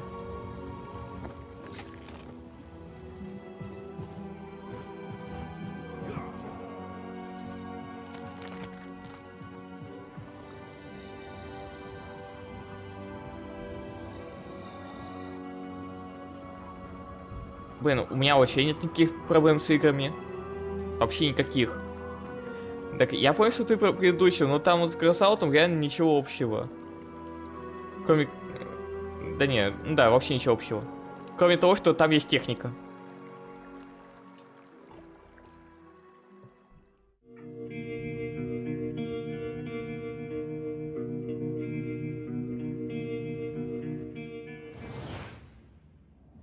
I just love that we're seeing smaller studios. А сколько ты ждал? И ты на этом, на Твиче? Coming up, we're nearly at the top of our list.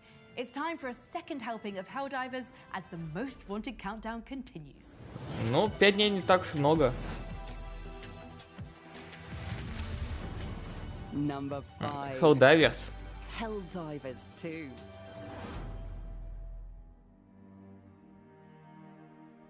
If there's one thing we value, it's interstellar combat with ну, с этим тоже ничего не поделаешь. insects, or as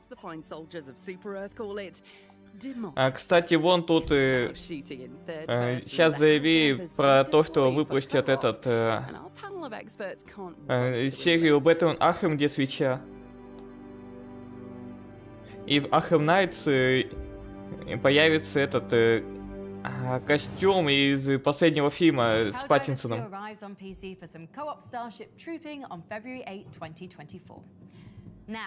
We turn to the unholy rebirth of a 2009 strategy cult classic. When Hell's Throne sits empty, its greatest devils march to war. Ну так вот, интересно, как там графику режут под этот Switch.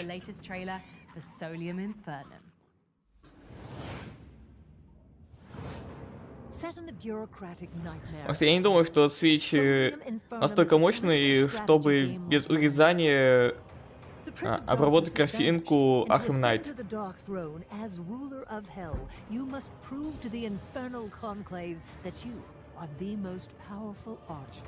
Ну это тоже, но, блин, понимаешь, мощь тоже важны.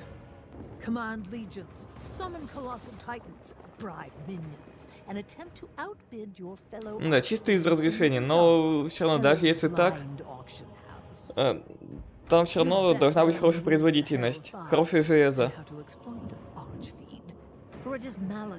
От Switch, ну, даже тот же Ведьмак, даже если не учитывать разрешение, то графика была порезанная.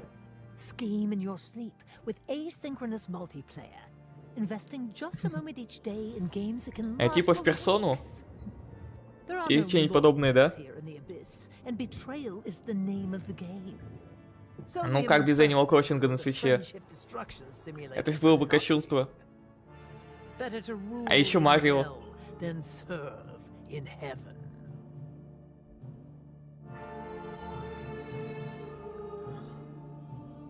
Ну да, там же как одна вселенная. Сначала был фильм Megami Tensei, потом и к нему как спин-офф выходила Персона, а потом Персона стала отдельной серией.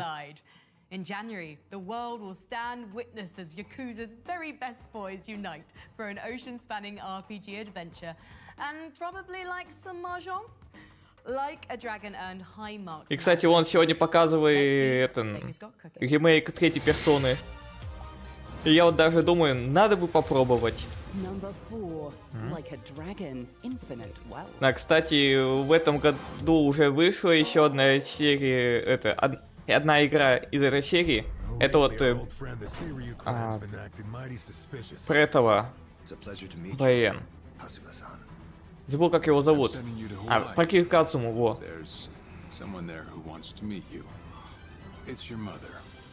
И там сюжет между 5-й и 6-й частью.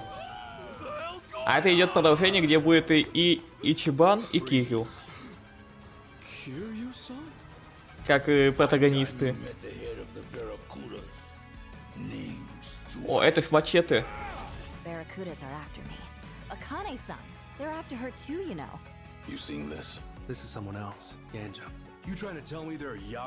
А Яхазе. Но это именно вот получается, если Like a Dragon был как-то отренивать серии, хоть там и появился трофей Кирказума, то тут и уже эти все объединили. Вернули на круги своя историю.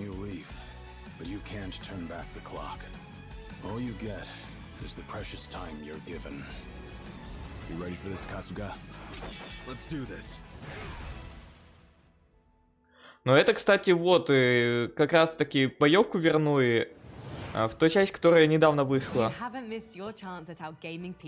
Блин, забыл, как у нее там приписка. Сейчас зайду в приложение Xbox и гляну. Once you're done, you'll be in the running to win a custom AC Mirage PC created by the talented guys at Blue Horse Studios and boasting a Core i9 14900K CPU from the show's presenting sponsor Intel. Hell yeah! Free computers. А вот, The Man Who Raised His Name. Что происходило с ним после вот последней части, где он появлялся? Вот после 5-й.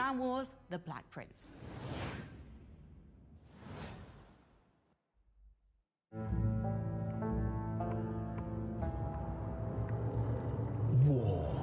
your great passion. How appropriate, for it makes you blind to our ascension. Ох, черт.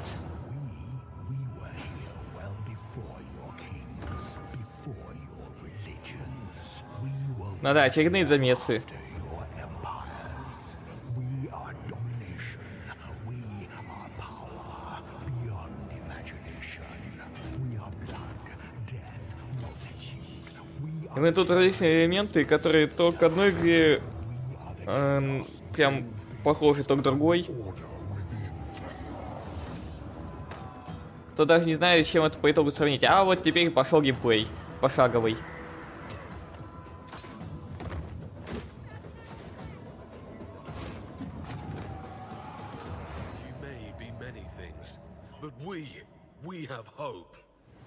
Блин, ну мне не особо хочется играть в пошаговые игры, и я из-за этого не хочу играть и персону тактику. Пошаговые боевки. Хотя, блин, в пятой персоне тоже пошаговые боевки, да и вообще все эти персоны. Но там оно сделано иначе. Это другое.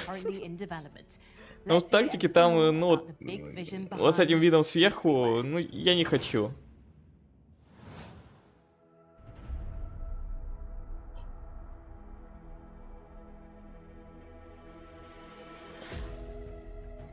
Не, ну знаешь, боевка вот как в персоне, покемонах, и вот она мне почему-то нормально.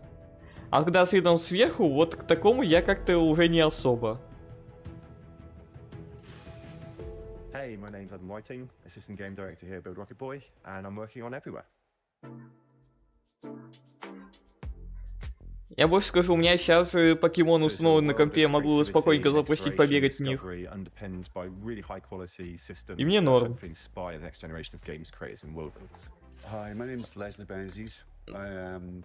Единственное, чем напрягает покемон, так это куча гринда. Из-за чего я периодически его забрасываю. There's shooting elements, there's driving elements, there's puzzles. Players can build UGC, take part in many different experiences, and they also play a AAA game called Mind. А еще у меня вот на покемонах стоит это русификатор, из-за чего играть приятнее. We built the platform with UGC in mind, so it's inherent. И вот что было немного обидно, когда я проходил пятую персону, кстати, то что вот когда я ее вот как раз таки закончил проходить, через несколько дней до работы перевод до конца. Не, ну знаешь, вот у покемонов там довольно-таки хорошо сделан перевод, там все нормально переведено, как положено. Я не замечал никаких косяков.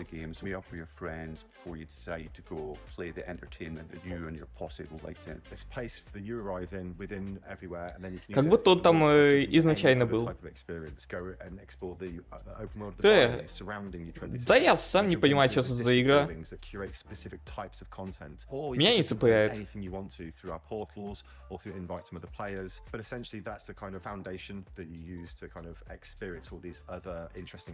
And gameplay experiences.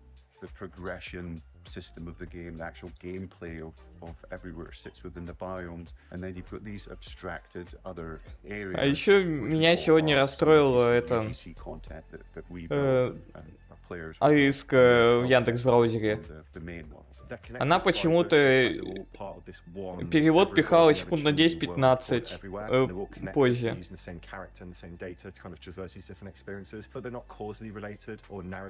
Да не, это явно выглядит лучше форточки.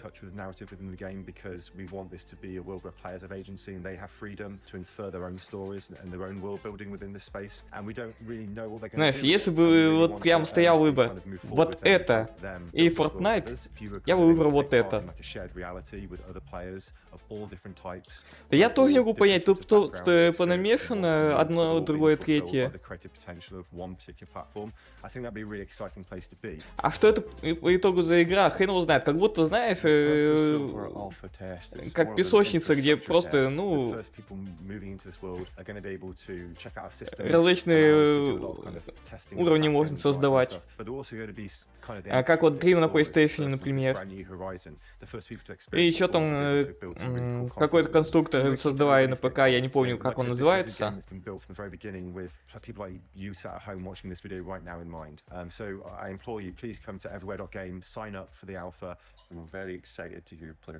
А наверное, когда любезно доберется до Gears 5.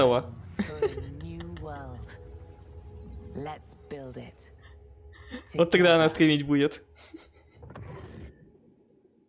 Чтобы она была жестянкой.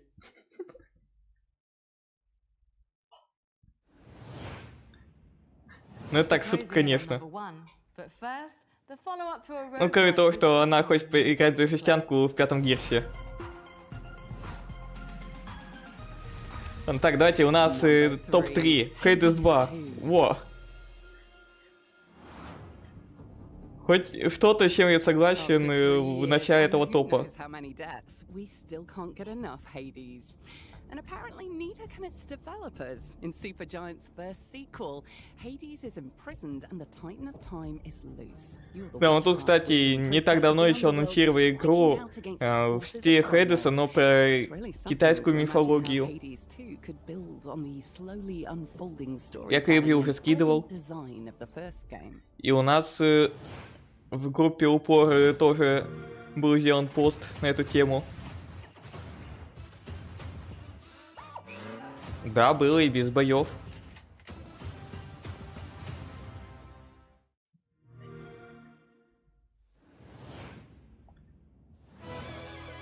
Были еще ужастики.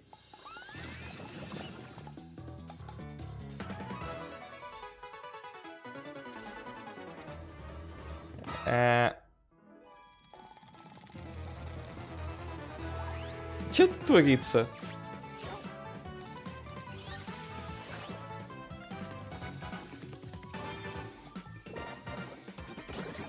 А хотя нет, там был не анонс, там просто упомянули как одна из ожидаемых игр следующего года. Хотя тут, по сути, не только следующего, просто ожидаемые игры.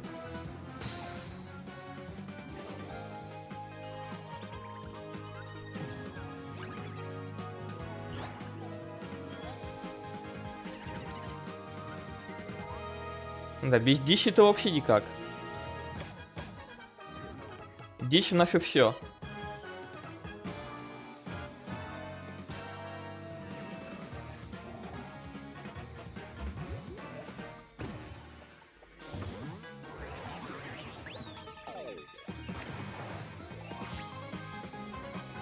Но как минимум трейлер смотрится смешно. Вот, кстати, тебе игра без боев. Просто веселый забег.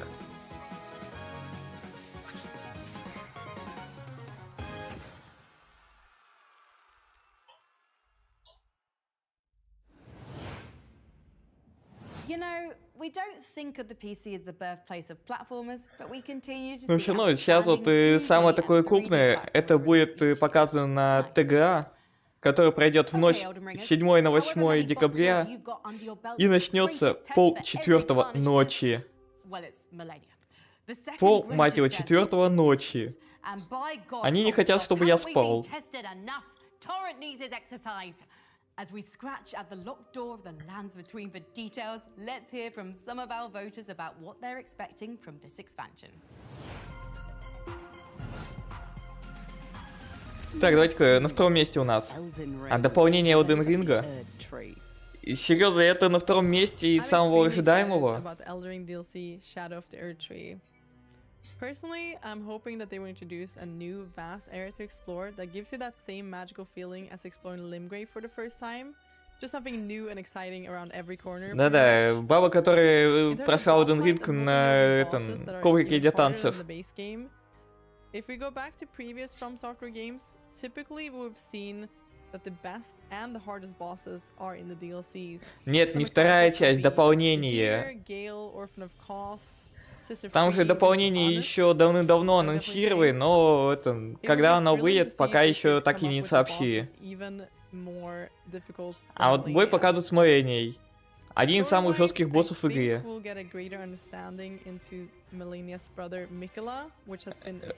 один из немногих боссов, на который я потратил больше 3 часов. Я очень мало на каких боссов больше часа тратил. А тут прям я на моей потратил часа 4-5, наверное, чтобы ее загасить. И то уходил отдельно докачиваться.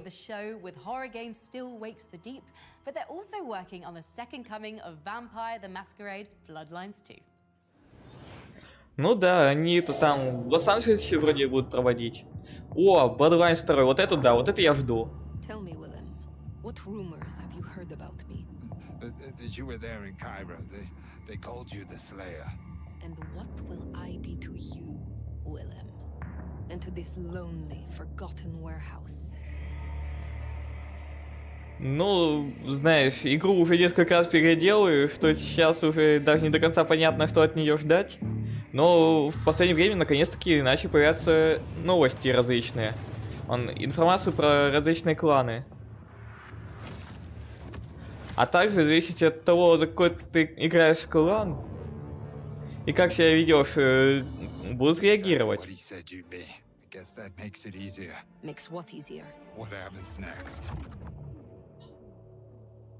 И это уже неплохая проработка.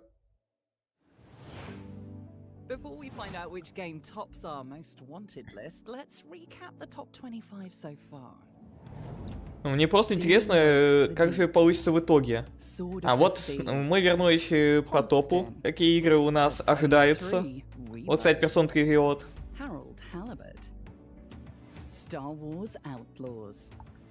Вспомнил то, что мы сегодня уже просмотрели.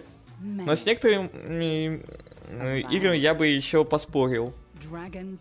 Но это именно по мнению вот различных деятелей игровой индустрии был составлен топ. Там около 70 человек опросили, среди которых также был еще этот седьмой. Я не помню, кого там еще упоминаю. Вот это такое самое там запомнившееся мне имя, которое я знаю.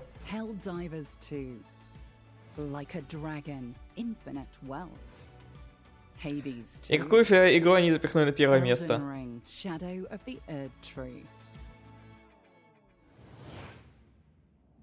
We've ranked 24 of our 25 most wanted games, each capturing a different piece of our fascination. А так они еще помимо этого там игры 10 назвали. Тоже среди ожидаемых. Whether it's the three-dimensional space strategy of Homeworld 3 or the ever-expanding universe of build crafting in Path of Exile 2, the most... Я помню, как с удовольствием первый Маскарад играл. Года 3-4 назад. Ну, вроде года 3 назад. Как раз таки, вот буквально незадолго до того, как фанатскими усилиями была добавлена озвучка. Там же без фанатских патчей никак в нее нормально не поиграть, потому что слишком багованная. Но вроде до сих пор поддерживают, обновляют. И вырезанный контент восстанавливают и прочее. Продолжают патчить.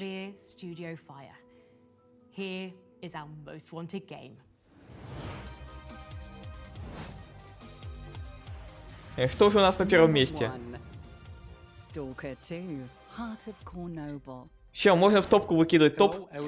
Они на первое место Stalker 2 воткнули. Да, на Stalker 2 уже половину народу забили давно.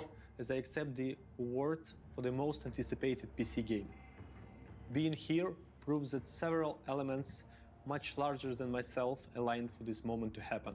Уже пофиг, выйдет, не выйдет, ай, да насрать. Our fans. Many years ago, when the journey we had planned concluded, you refused to leave the zone. You enriched it with stories, love and life, ensuring that legacy continues through the years. А еще сколько говорит, типа, а он и не выйдет, а его и не делают. Сколько раз он переносился, он должен был выйти еще год назад вроде бы. Если не больше. Ну да, русскую локализацию оттуда вырезали.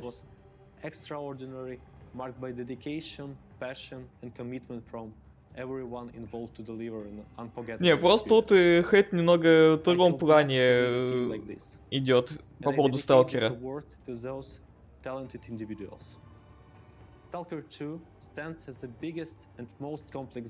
Тут претензии конкретно к разработчикам, а не к самой игре, скорее. It holds extreme significance and a deeply personal connection for us, crafted amidst the most stressful conditions imaginable, including the pandemic, war, relocation, cyber attacks, life threats, and more. Additionally, it's с политикой компании, скажем так. Stalker began as a PC franchise and has always been loyal to the PC community. Receiving this award at the PC Gaming Show feels like a confirmation that we were remain true to our vision and roots. Ну вот, да, вот четвертый Mass Effect, его пока только тизеры, но тоже пока еще ни одного полноценного трейлера нет. Но тут, кстати, успели даже GTA 6 показать как одну из самых ожидаемых. Да, она считается как одна из самых ожидаемых, но там тоже, кроме слов, что игра анонсирована и сытого геймплея, ничего не было.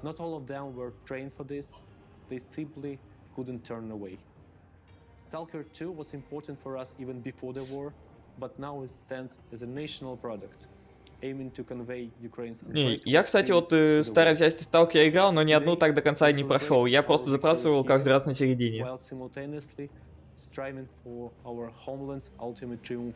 И да, поначалу мне было интересно поиграть в Stalker 2, пока это не понеслось в производственный ад. И сейчас я как-то уже скептически отношусь ко второй части. Да, все самое крупное будет на The Game Awards. В том числе и Xbox планирует что-то крупное.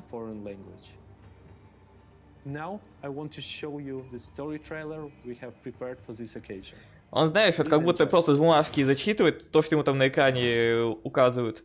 Просто читай то, что тебе напишут. И он просто сидит и читает, а не рассказывает.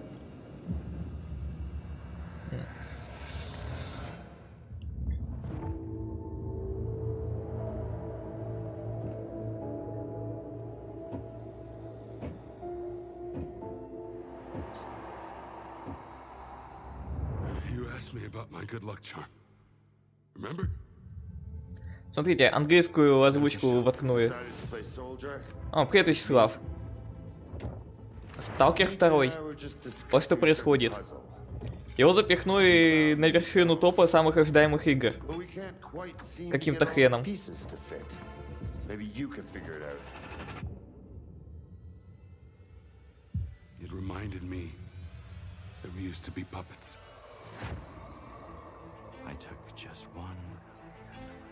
Но, понимаете, у них была готовая русская озвучка в игре, и они решили ее просто вырезать.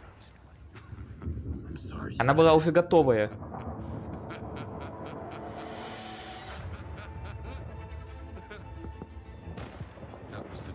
А еще сытые билды 200-гиговые вылетают.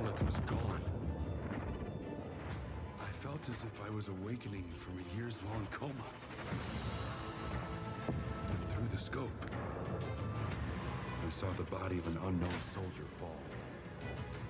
We had a simple choice. Sit back and just wait for another super emission, or take a chance and get control of the anomalous energy. Не, вообще, если так посмотреть, выглядит не так уж плохо.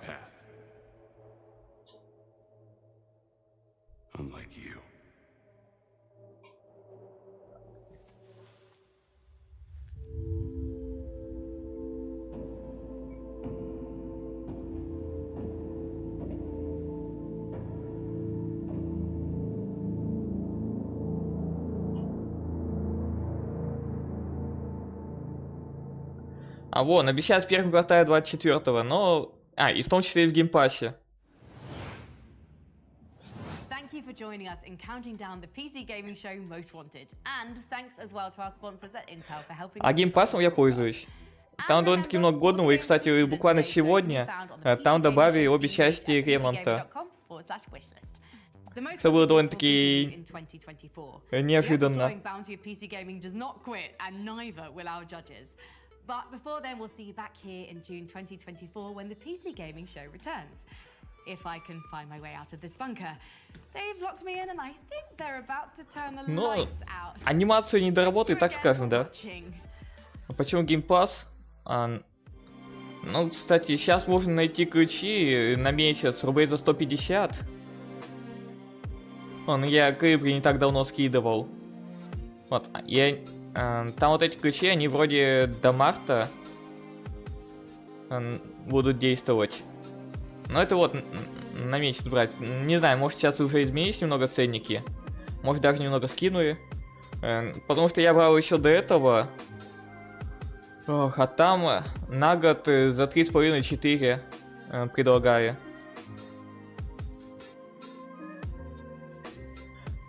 Не знаю, после сытых билдов уже и так по поводу сталкера довольно-таки заниженные ожидания идут.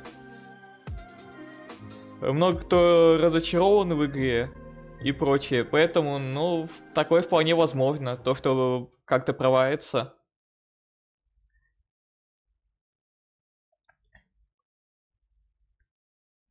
С другой стороны, они сейчас еще рекламируют именно с политической стороны. Вот это украинские разработчики и всякое такое, это, ну, поддержите нас. Я уже на нескольких презентациях замечал, был именно акцент на то, что это украинская игра. И вот, ну, то, что связано с политикой. Существует... Блин, тут что-то отдельно.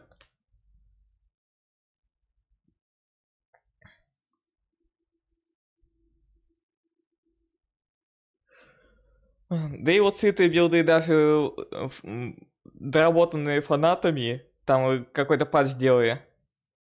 Вот, кстати, да, презентации под конец как-то уже начала скатываться. Последние полчаса я просто практически в полглаза смотрел. Как бы начали они довольно-таки бодренько, а потом что-то рекламу начали впихивать, и игры стали менее интересными, за некоторыми исключениями. Как бы да, теперь ожидаем ТГ, который будет происходить ночью, ну, как я уже объявлял, 3:30 утра, в ночь с 7 на 8 декабря. И я буду смотреть это в прямом эфире.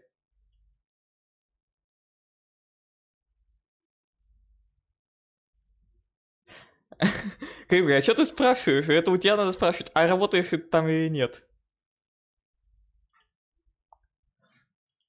Да.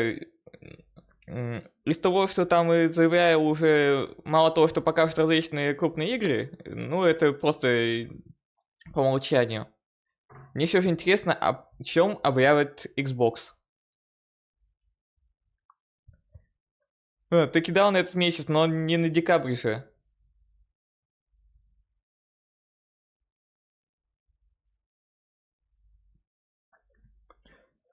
И я себе это на следующей неделе график поставил, чтобы 8-го отдыхал.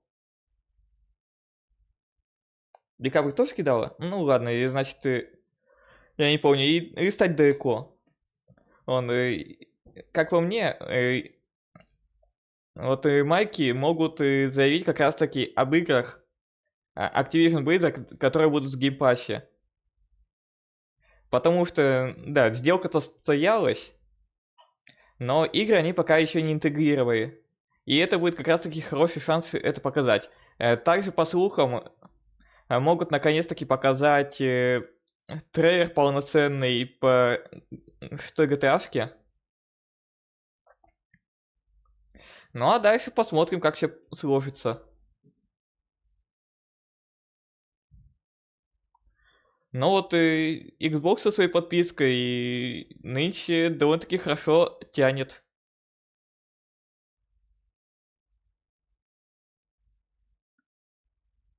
А что, у меня есть ПК, мне его достаточно. Мне не нужен Карабокс. Карабокс есть у Димы. Но вот если нынче выбирать из приставок PS5 и Xbox Series, я бы рекомендовал Xbox Series.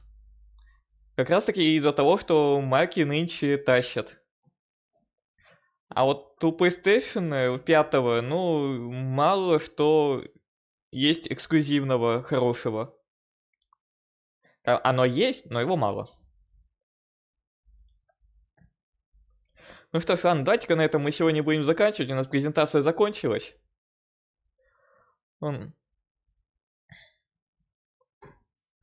Да, следующее у нас обсуждение, такие вот крупные будут именно на ТГА. Посмотрим, какая игра займет звание игры года, но пока все складывается в сторону Baldur's Gate 3.